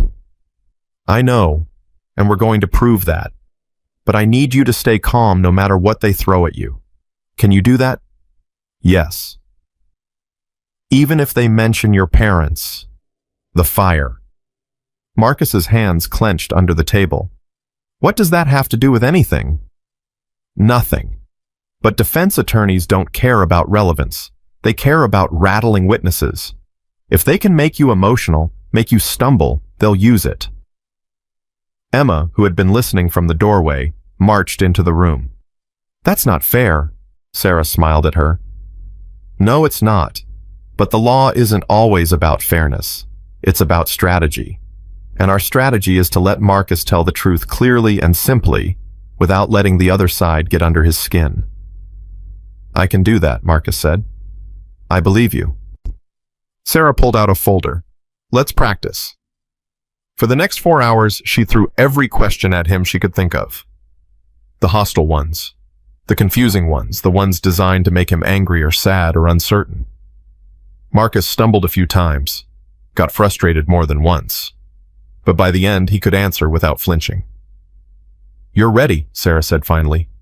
Are you sure? I've prepped witnesses twice your age who weren't half as composed. You're going to be fine. That night, Marcus couldn't sleep. He lay in bed staring at the ceiling, running through tomorrow's testimony in his head. The questions, the answers. The man with the snake tattoo who would be sitting across the room watching him. A soft knock at his door. Come in. Iron stepped inside. He looked tired, older somehow than he had a week ago. Thought you might be awake. Can't stop thinking about tomorrow. Iron sat on the edge of the bed. Want to talk about it? I don't know what to say.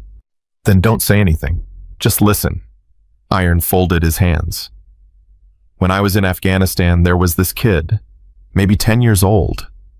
Lived in a village we were supposed to secure. His whole family had been killed by the Taliban. He was alone, scared, didn't trust anyone. What happened to him?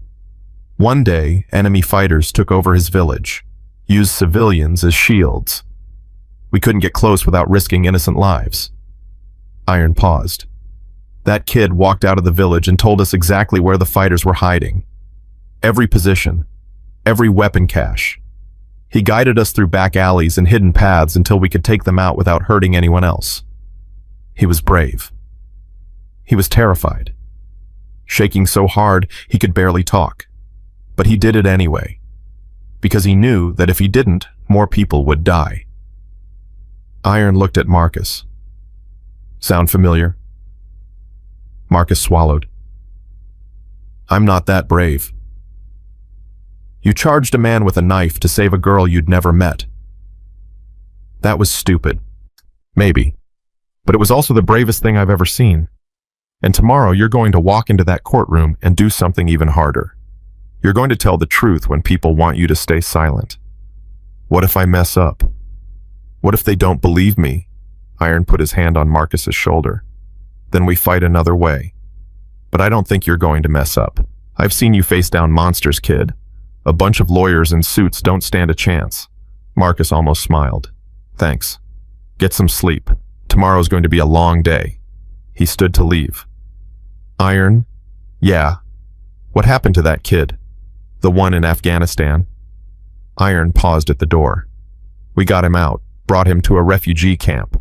Last I heard, he was in Germany somewhere, going to school, living a normal life. Because he was brave. Because someone gave him a chance. Iron's eyes met his. That's all any of us need, Marcus. A chance. He left. Marcus closed his eyes and somehow finally slept. The courthouse was chaos. Reporters crowded the steps shouting questions at anyone who looked important. Camera flashes went off like lightning. News vans lined the street with satellites pointed at the sky. Agent Chen's SUV pulled up to a side entrance. Stay close to me. Don't talk to anyone. Just walk. Marcus nodded. They entered through a back door and moved quickly down a hallway. Footsteps echoed. Voices murmured from behind closed doors. Sarah Webb met them outside the courtroom. You ready? Yes. Good. You'll be called in about 20 minutes. Until then, you wait here with me. Iron appeared behind them with Hatchet at his side. The court security gave them hard looks but didn't stop them. Thought I told you to wait in the gallery, Chen said. Changed my mind. Iron looked at Marcus. You okay? I'm okay. We'll be right behind you. The whole club. Every man who could make it. Marcus turned. Through the glass doors leading to the gallery, he could see them. Dozens of leather vests, weathered faces.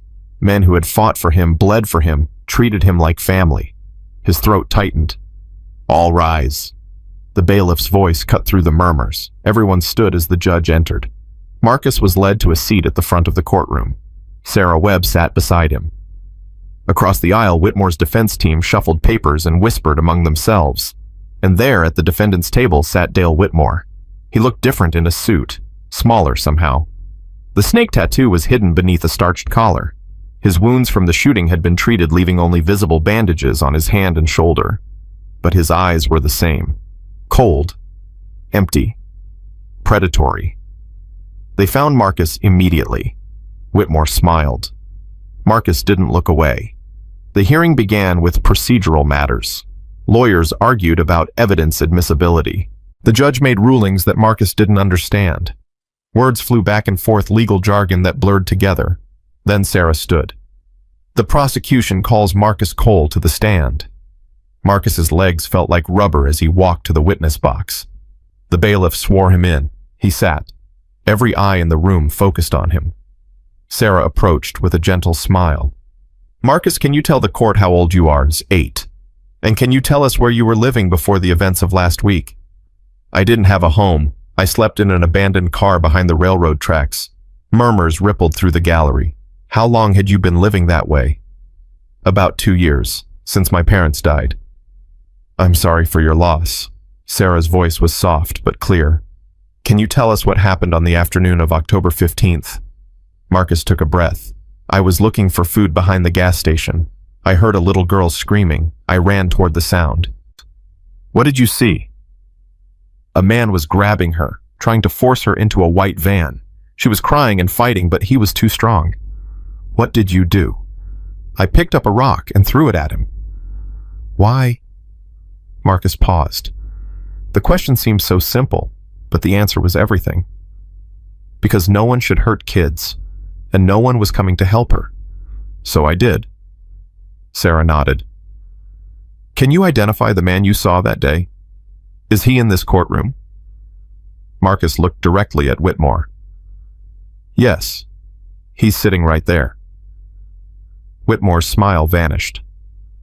Let the record show that the witness has identified the defendant. Sarah stepped back. No further questions. The defense attorney rose.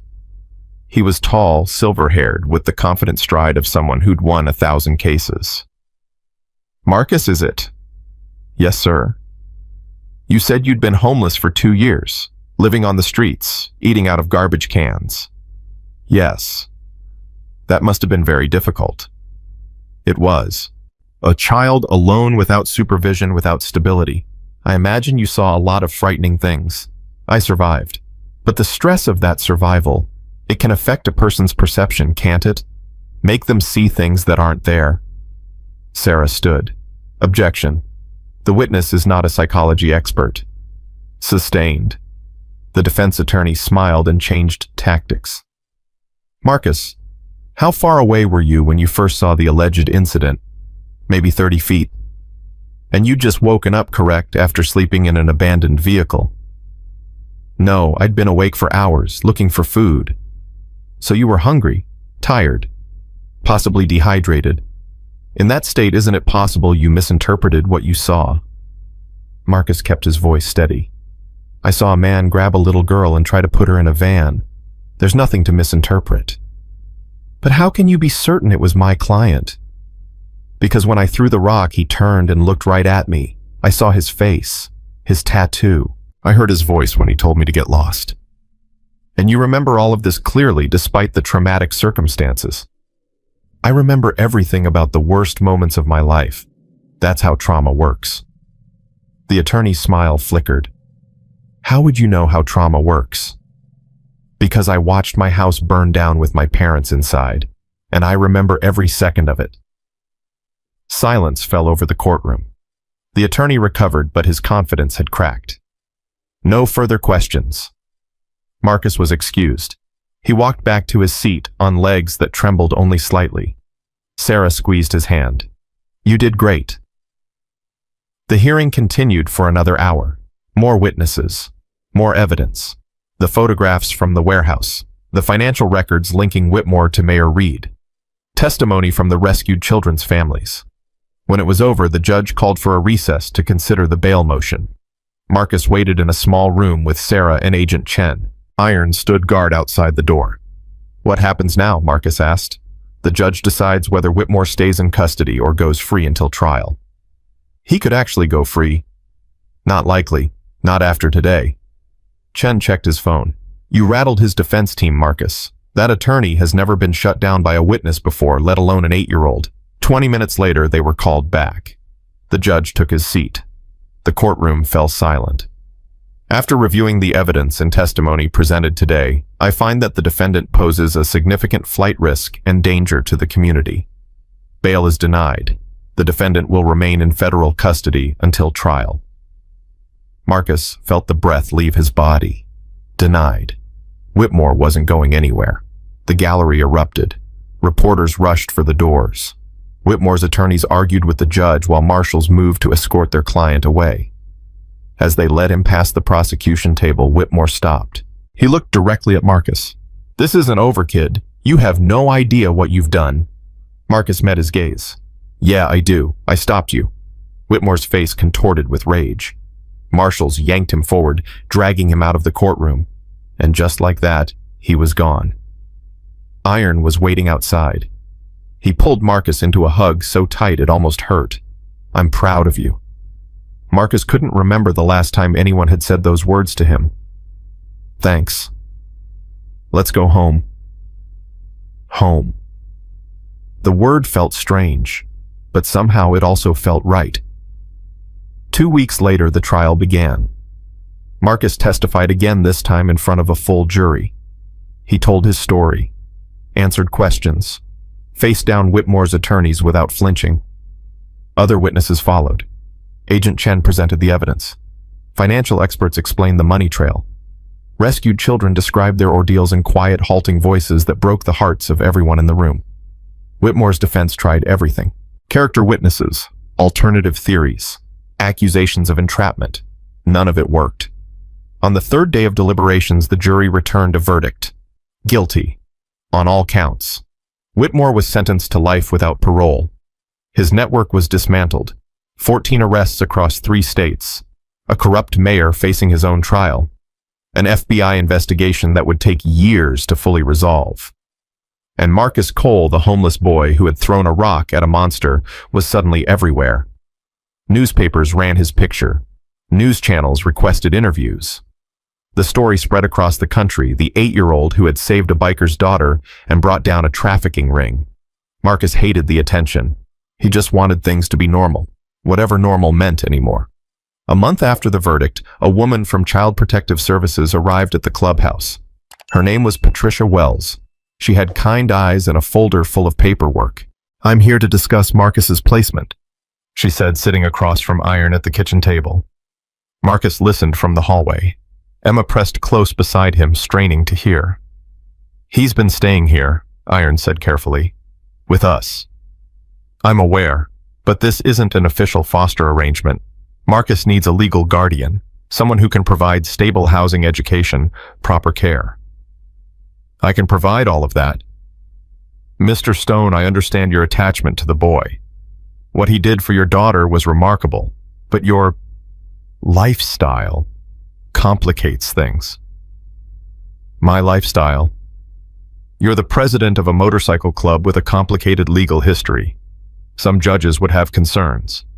Iron's voice went cold. "My record has been clean for 8 years. I served my country. I run a legitimate business, and I have never ever done anything to put a child at risk. I'm not questioning your character personally, but the system has protocols. The system failed Marcus for 2 years. He was sleeping in cars and eating garbage while your protocols looked the other way. Now you want to take him from the only people who actually gave a damn. Mr. Stone, Daddy." Emma's voice cut through the tension. She stepped out of the hallway, pulling Marcus with her. Patricia looked at them with surprise. "Emma, sweetie, the adults are talking. Marcus is my best friend. He saved my life. You can't take him away. No one is taking anyone away. We just need to find what's best for Marcus. This is best for Marcus." Emma's eyes filled with tears. "He's happy here. He's safe. He belongs with us." Patricia turned to Marcus. "What do you want, Marcus? You can tell me honestly." Marcus looked at her, at the folder full of paperwork that would determine his future, at the woman who represented the same system that had forgotten him for 2 years. "I want to stay here." "Why?" "Because these people saved me, not just from Whitmore, from everything. They gave me food when I was hungry, a bed when I was tired, a family when I had no one." His voice cracked. "For 2 years I was invisible. Nobody saw me. Nobody cared. But they cared. They fought for me. And I don't want to leave them." Patricia was quiet for a long moment. Then she closed her folder. "I'm going to recommend that Victor Stone be granted emergency foster custody with the intention of pursuing permanent guardianship." Iron's head snapped up. "What?" "Mr. Stone, whatever my concerns about protocols, I've been doing this job for 20 years. And I've never seen a child defend a placement the way Marcus just did." She stood. "There will be home inspections, background checks, court dates. It's not going to be quick or easy, but if you're committed to this, I am." Patricia nodded. "Then I'll do everything I can to help." She left. For a moment, no one moved. Then Emma screamed with joy and threw herself at Marcus, nearly knocking him over. "You're staying! You're really staying!" Marcus couldn't breathe, couldn't think, couldn't process what had just happened. Iron walked over and knelt in front of him. His eyes were wet, something Marcus had never seen before. "I know I'm not your father. I'll never try to replace him. But if you'll let me, I'd like to be your family." Marcus felt the walls inside him finally crumble, the walls he'd built after the fire, after the foster homes, after 2 years of teaching himself not to need anyone. They fell. All of them. And for the first time since he was 6 years old, Marcus Cole cried. Not tears of sadness, not tears of fear, tears of something he'd forgotten could exist. Hope. Iron pulled him into a hug. Emma wrapped her arms around both of them. Rosa appeared and joined the pile, then Hatchet, then half a dozen bikers who had gathered in the doorway. A family of misfits, outlaws, broken people who had found each other, and now one small boy who finally had somewhere to belong. That night, Iron took Marcus outside to the porch. The stars were bright. Motorcycles gleamed in the moonlight. "I want to give you something." Iron pulled a small object from his pocket. A brass pin engraved with the Iron Wolves emblem. "This doesn't make you a member. You're way too young for that. But it means you're one of us. Family. Protected. For life." Marcus took the pin. It was warm from Iron's pocket, heavy with meaning. I don't know what to say. You don't have to say anything. Just know that as long as you have that pin, you'll never be alone again. Not ever. Marcus looked up at the man who had become his father, at the stars his mother might be watching from. Thank you for everything. Iron put his hand on Marcus's shoulder. Thank you for saving my daughter, for being brave enough to stand up when the world wanted you to stay down. They stood in silence, watching the night. Tomorrow would bring more challenges, more court dates, more adjustments to this strange new life. But tonight, Marcus Cole had something he'd thought was lost forever. A home, a family, a future, and somewhere deep in his chest, a warmth that felt like hope. Emma appeared in the doorway, clutching Mr. Whiskers. Are you guys done being serious because I made hot chocolate and it's getting cold? Iron laughed. We're done. Emma grabbed Marcus's hand. Good. Because I have to tell you about my plan for your room. We're going to paint it blue and put up posters. And she dragged him inside, already listing 100 ideas. Iron watched them go. Then he looked up at the stars. I'll take care of him, Maria, he whispered. I promise. The wind stirred, and somewhere, somehow, it felt like an answer. 6 months changed everything. Marcus woke each morning in a bed with clean sheets. He ate breakfast at a table surrounded by people who knew his name. He went to school, did homework, played with Emma in the afternoons. Normal things. Things he'd forgotten existed. But some mornings, he still woke up gasping, reaching for walls that weren't there, expecting to feel the cold metal of an abandoned car. Some nights, he still dreamed of smoke and fire and screams that never stopped. Healing wasn't a straight line. Rosa had told him that. It came in waves, she said. Good days and bad days. Progress and setbacks. Today was a good day. Marcus sat at the kitchen table, struggling with long division, while Emma colored beside him. She'd appointed herself his official homework helper, which mostly meant she drew pictures on his scratch paper and asked questions about everything. Why do you have to divide numbers anyway? So I can figure out how to split things evenly. Like what? Like, Marcus thought, like if you had 12 cookies and wanted to share them with 3 friends. Emma's eyes lit up. Can we make cookies and then divide them? Maybe after I finish this. You're taking forever. Math is hard. Not for me. I can count to 100. That's not the same as division. It's still math. Iron appeared in the doorway, wiping his hands on a rag. He'd been working on a bike all morning. The smell of engine oil followed him everywhere. How's the homework coming? Slow, Marcus admitted. Need help. You know, long division. Iron sat down and looked at the paper. Let me see. Okay, so what you do is... For the next 20 minutes, Iron walked Marcus through each problem. He wasn't the most patient teacher, and his explanations sometimes made things more confusing, but he tried. That was the thing about Iron. He always tried. There. See. Not so hard. Marcus looked at his completed worksheet. Thanks. Anytime. Iron ruffled his hair. Now who wants cookies? Emma shrieked with excitement. An hour later, the kitchen was covered in flour. The smoke alarm had gone off twice, and they had 3 dozen lopsided chocolate chip cookies cooling on the counter. These look terrible, Hatchet said, walking in and grabbing one. They taste good, though, Emma protested. He bit into it and paused. Actually, yeah, not bad. Marcus felt something warm spread through his chest. This was his life now.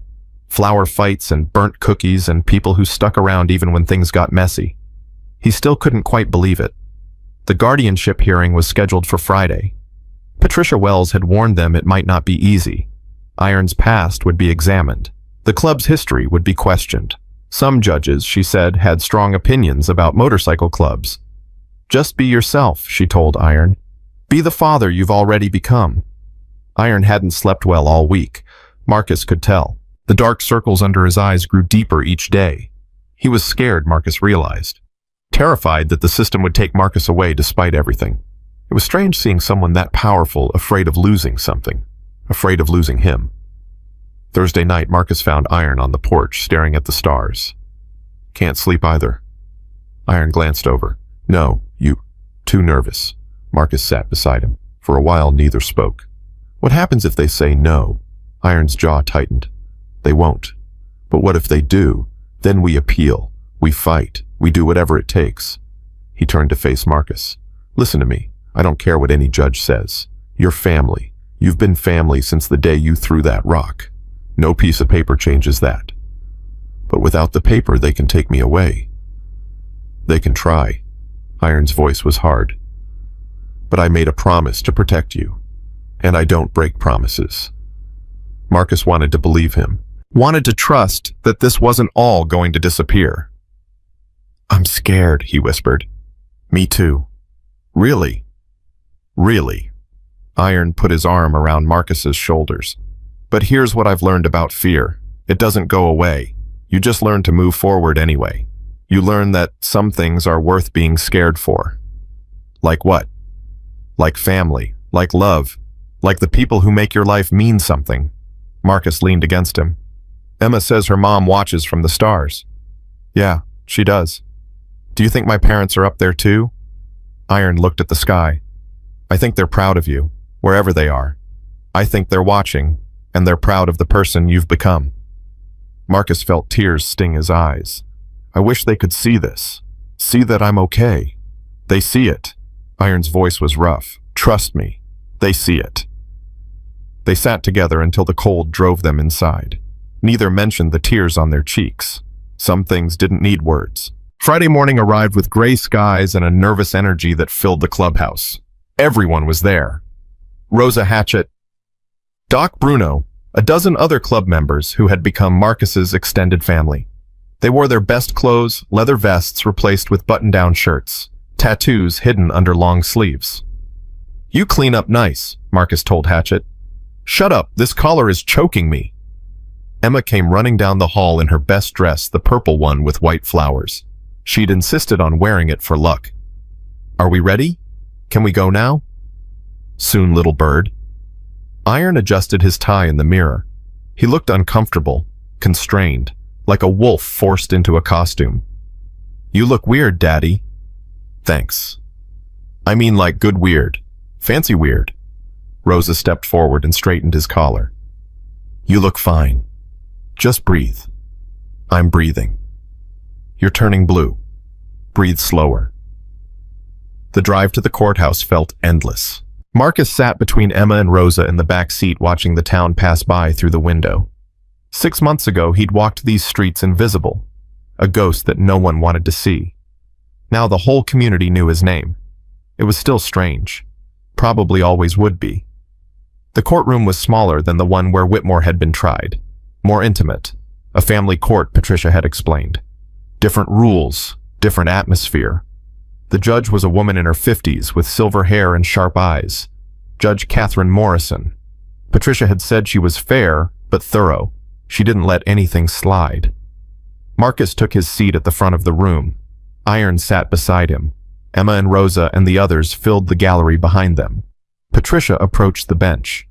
Your Honor, we're here today regarding the permanent guardianship petition filed by Victor Stone for the minor child Marcus Cole. I've reviewed the file.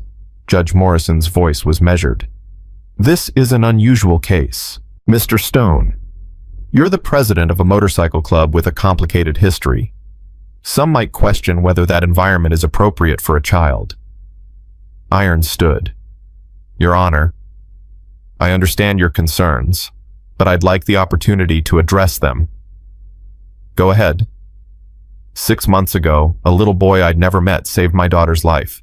He was 8 years old, homeless, starving, and forgotten by every system that should have protected him.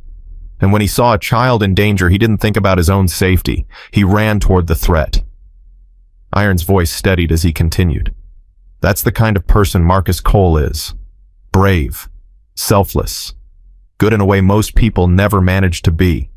He deserved better than what life gave him. And for the past 6 months, I've done everything in my power to give him that better. Mr. Stone, your record shows several arrests in your 20s. Yes, ma'am. I was young and stupid and angry at the world. But I served my country, got my life together, and haven't had so much as a parking ticket in 8 years. And the motorcycle club is my family. We're not criminals. Your Honor, we're veterans, mechanics, fathers, brothers. We look out for each other, and we look out for the people who need protecting. He paused. That's what we did for Marcus. That's what we'll keep doing with or without a piece of paper. Judge Morrison studied him for a long moment. I'd like to hear from Marcus. Marcus stood, his legs shaking slightly. Come forward, please. He walked to the witness stand. The bailiff swore him in. Marcus, do you understand what we're deciding today? Yes, ma'am. Whether Mr. Stone can be my legal guardian. And how do you feel about that? Marcus looked at Iron, at Emma, who was practically bouncing in her seat, at the rows of bikers who had shown up in their best clothes to support him. Before I met these people, I didn't think I mattered to anyone. I was just a kid living in abandoned cars trying not to die. No one saw me. No one cared. His voice grew stronger. But they cared. When I had nothing, they gave me everything. A home, a family, a reason to believe that maybe the world isn't as cruel as I thought. Some might say a motorcycle club isn't an ideal environment for a child. Some might say that. But those people haven't seen Iron teach me long division at the kitchen table. They haven't seen Hatchet carry me to bed when I fall asleep on the couch. They haven't seen Rosa bandage my knee when I fall off my bike, or Doc check my temperature when I'm sick, or Emma hold my hand every single time I get scared. Marcus felt tears threatening, but pushed through. This isn't just a motorcycle club. This is a family, a real family. And I've never had that before, not since my parents died. What about your parents? Do you think they would approve of this arrangement? Marcus was quiet for a moment. My dad was a firefighter. He ran into burning buildings to save people he'd never met. My mom volunteered at homeless shelters every Christmas. They taught me that family isn't about blood or rules or what looks good on paper. It's about showing up. Every day. Even when it's hard. He looked at Iron. Mr. Stone shows up. Every single day. For me, for Emma, for everyone who needs him. My parents would have loved him. Judge Morrison removed her glasses and cleaned them slowly. The courtroom was silent. I've presided over hundreds of guardianship hearings. I've seen families of every kind. And I've learned that the best predictor of a child's well-being isn't income or social status or the type of home they live in. It's whether they have people who love them unconditionally. She put her glasses back on. Marcus Cole, you are clearly loved. Fiercely, unconditionally, and without reservation. She turned to Iron. Mr. Stone, I'm granting your petition for permanent guardianship. Marcus Cole is now legally your son. The courtroom erupted. Emma screamed and ran to the front, throwing herself at Marcus. Rosa was crying. Hatchet was definitely not crying, but his eyes were suspiciously wet. The bikers in the gallery cheered like they'd just won a war.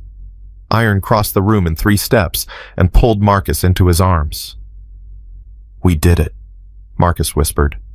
No. Iron's voice cracked. You did it. You survived. You fought. You never gave up. I just got lucky enough to be there when you were ready to be found. Judge Morrison banged her gavel, but she was smiling.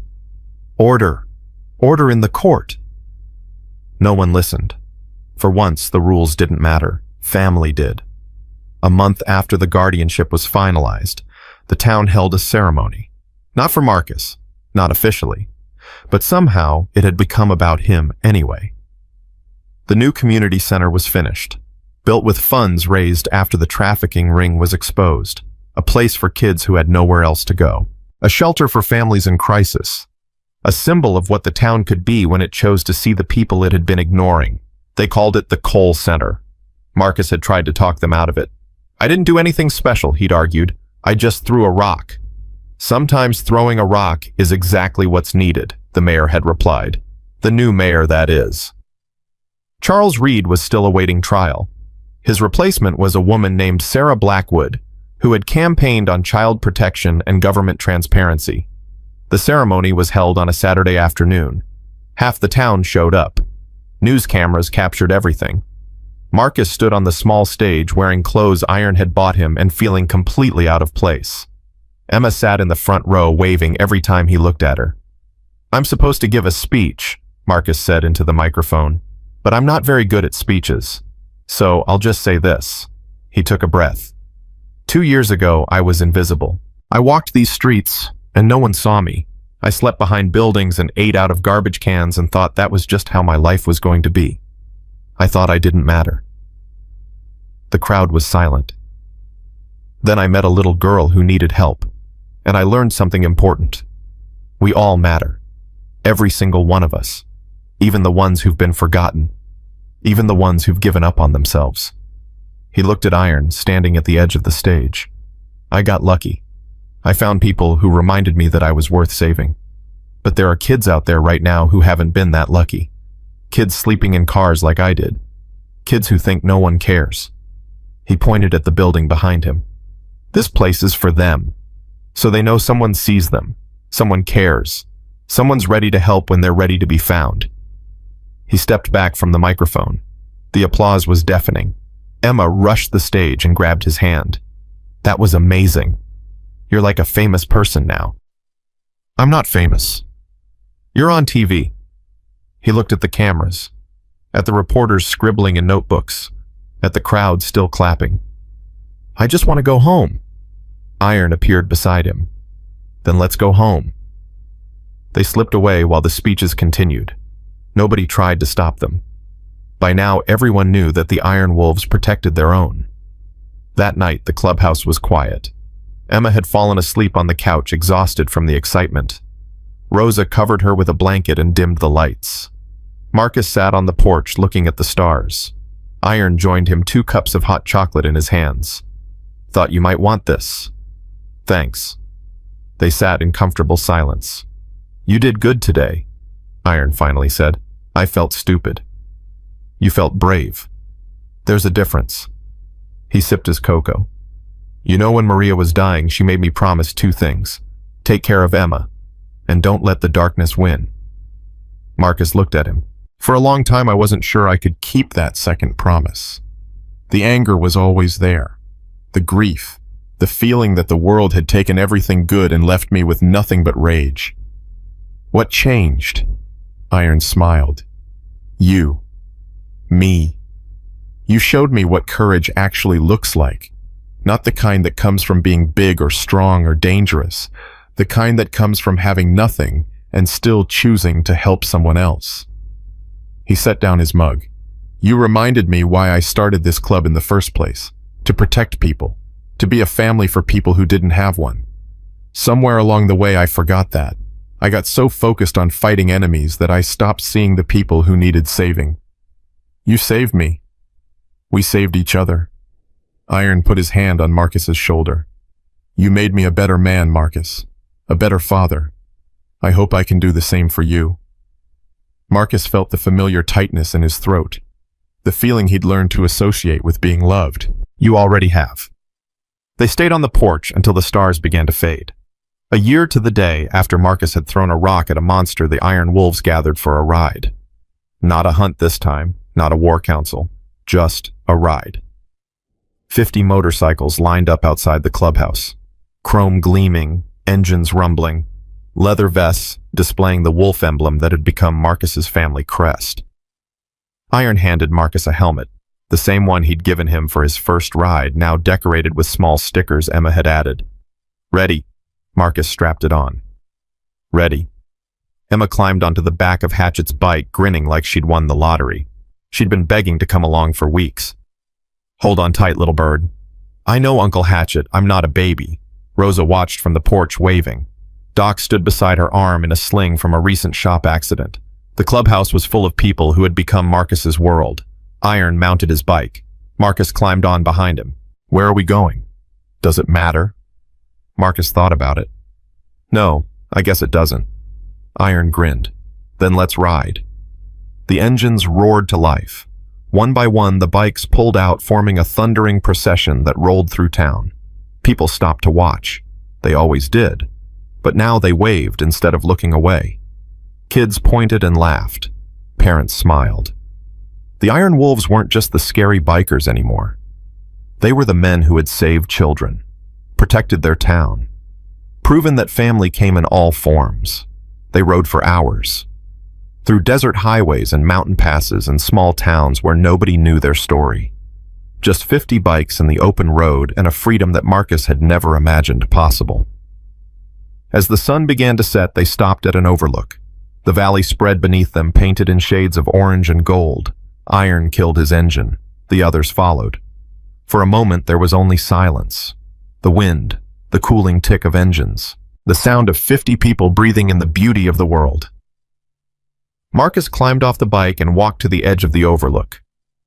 1 year ago, he had been dying. Slowly, invisibly, one hungry night at a time. He had been a ghost haunting a world that didn't want him. Now he was alive. Really alive. With a father and a sister and a family that stretched across 50 motorcycles. Iron appeared beside him. "What are you thinking?" "About how different everything is. How I never imagined any of this was possible. And now," Marcus looked at the sunset, at the bikers gathering behind him, at Emma, who was already running toward him with something in her hand. "Now I know that anything is possible. If you're brave enough to reach for it." Emma skidded to a stop in front of him, breathless. She held up a small piece of paper. "I made this for you, for the anniversary." Marcus took it, a drawing of course, but this one was different. It showed 3 figures standing on a cliff looking at a sunset. A tall man with a beard, a small girl with yellow hair, and a boy in the middle holding both their hands. Underneath, in Emma's careful handwriting, "My family forever." Marcus's vision blurred. "Do you like it?" He couldn't speak. He just pulled her into a hug. "I'll take that as a yes," she mumbled into his chest. Iron wrapped his arms around both of them. "My kids, both of you, my family." Hatchet appeared, pretending to be gruff. "Are we doing a group hug thing because I don't do group hugs?" "Then why are you walking over here?" Rosa asked, appearing behind him. "I'm not. I'm just standing." Aggressively.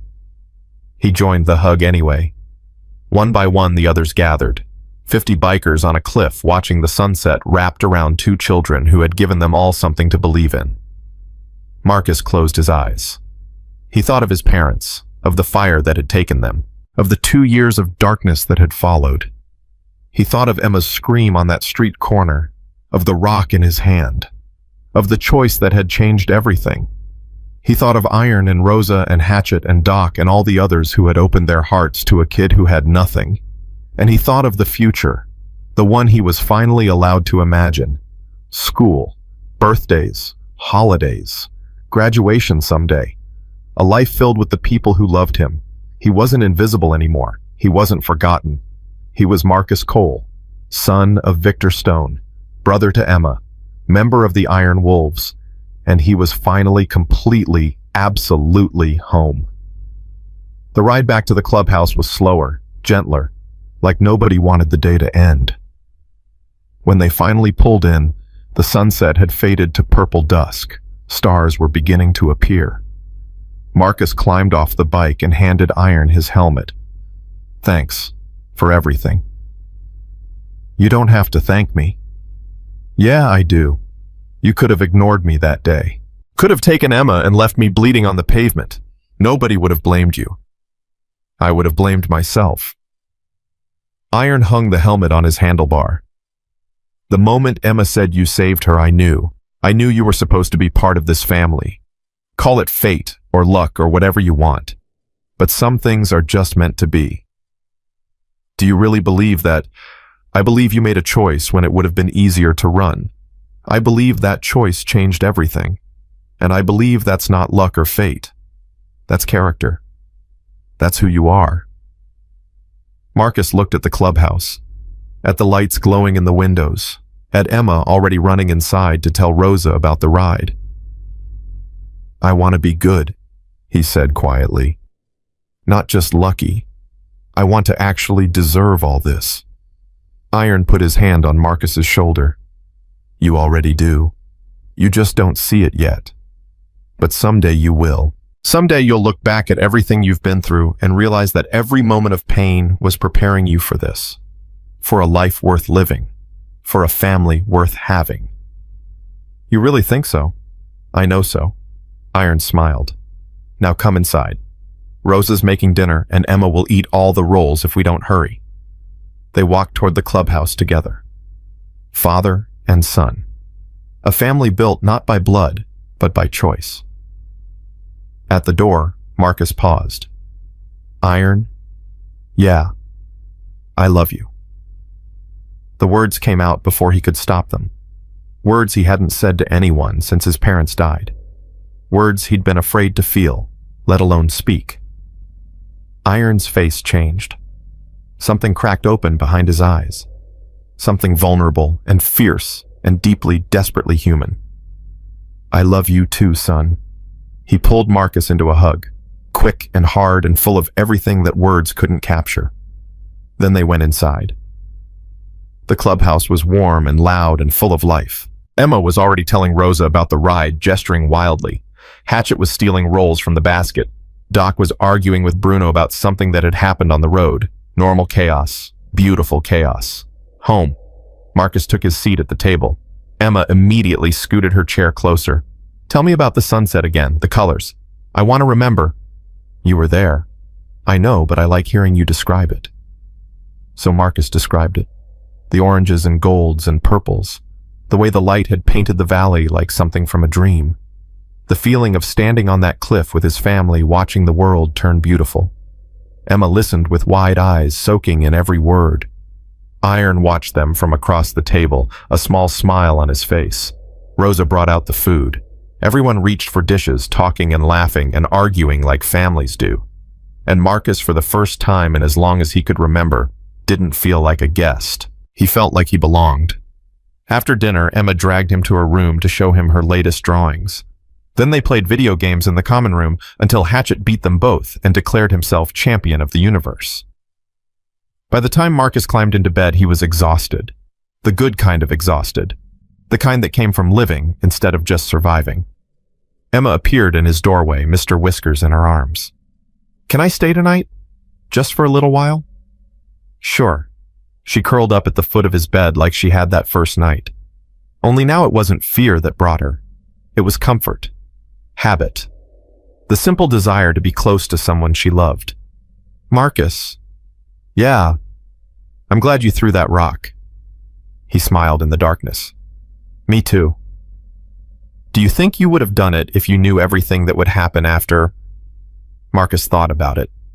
The trial, the media attention, the fear and the danger and the uncertainty, but also the love, the family, the home. Yeah, he said finally. I would have done it anyway. Because you were worth saving. Everyone is worth saving. Emma was quiet for a moment. That's why you're a hero, you know. Not because you fought the bad guy, but because you believed I was worth fighting for. You are. So are you, she yawned. Even when you forget it, I'll remind you. Within minutes, she was asleep. Marcus lay awake a little longer, listening to her breathing, thinking about the journey that had brought him here, from invisible to seen, from alone to surrounded, from forgotten to loved. He closed his eyes. Tomorrow would bring new challenges, new problems to solve, new opportunities to grow. But tonight, he was safe. He was home. He was exactly where he was supposed to be. And that was enough. That was everything. Marcus Cole fell asleep with a smile on his face, surrounded by the family he'd found by accident and kept by choice. Outside, the stars burned bright over the Iron Wolves clubhouse. Motorcycles gleamed in the moonlight. Somewhere a wolf howled at the Nevada sky. And in a room that finally felt like his own, a boy who had once believed he was invisible dreamed of a future full of light. Because that's the thing about courage. It doesn't erase the darkness. It doesn't undo the pain. It simply proves that even in the worst moments, hope is possible. That even the smallest person can change the course of lives. That family isn't about blood or paperwork or where you started. It's about who stays, who fights, who loves you at your worst and believes in your best.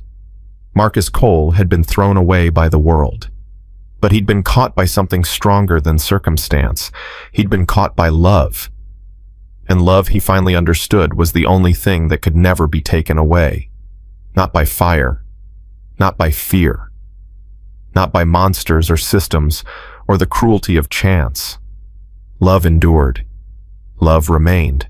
Love won. The boy who had thrown a rock to save a stranger had become a son, a brother, a symbol of everything a community could be when it chose compassion over indifference. And the motorcycle club that had terrified a town had become its greatest protectors, proving that heroes don't always wear capes or badges. Sometimes they wear leather vests and ride Harleys and love their children with a ferocity that changes the world. This is the story of Marcus Cole, a boy who survived, a family who found him, and a town that learned the most important lesson of all. You don't need power to matter. You just need the courage to care.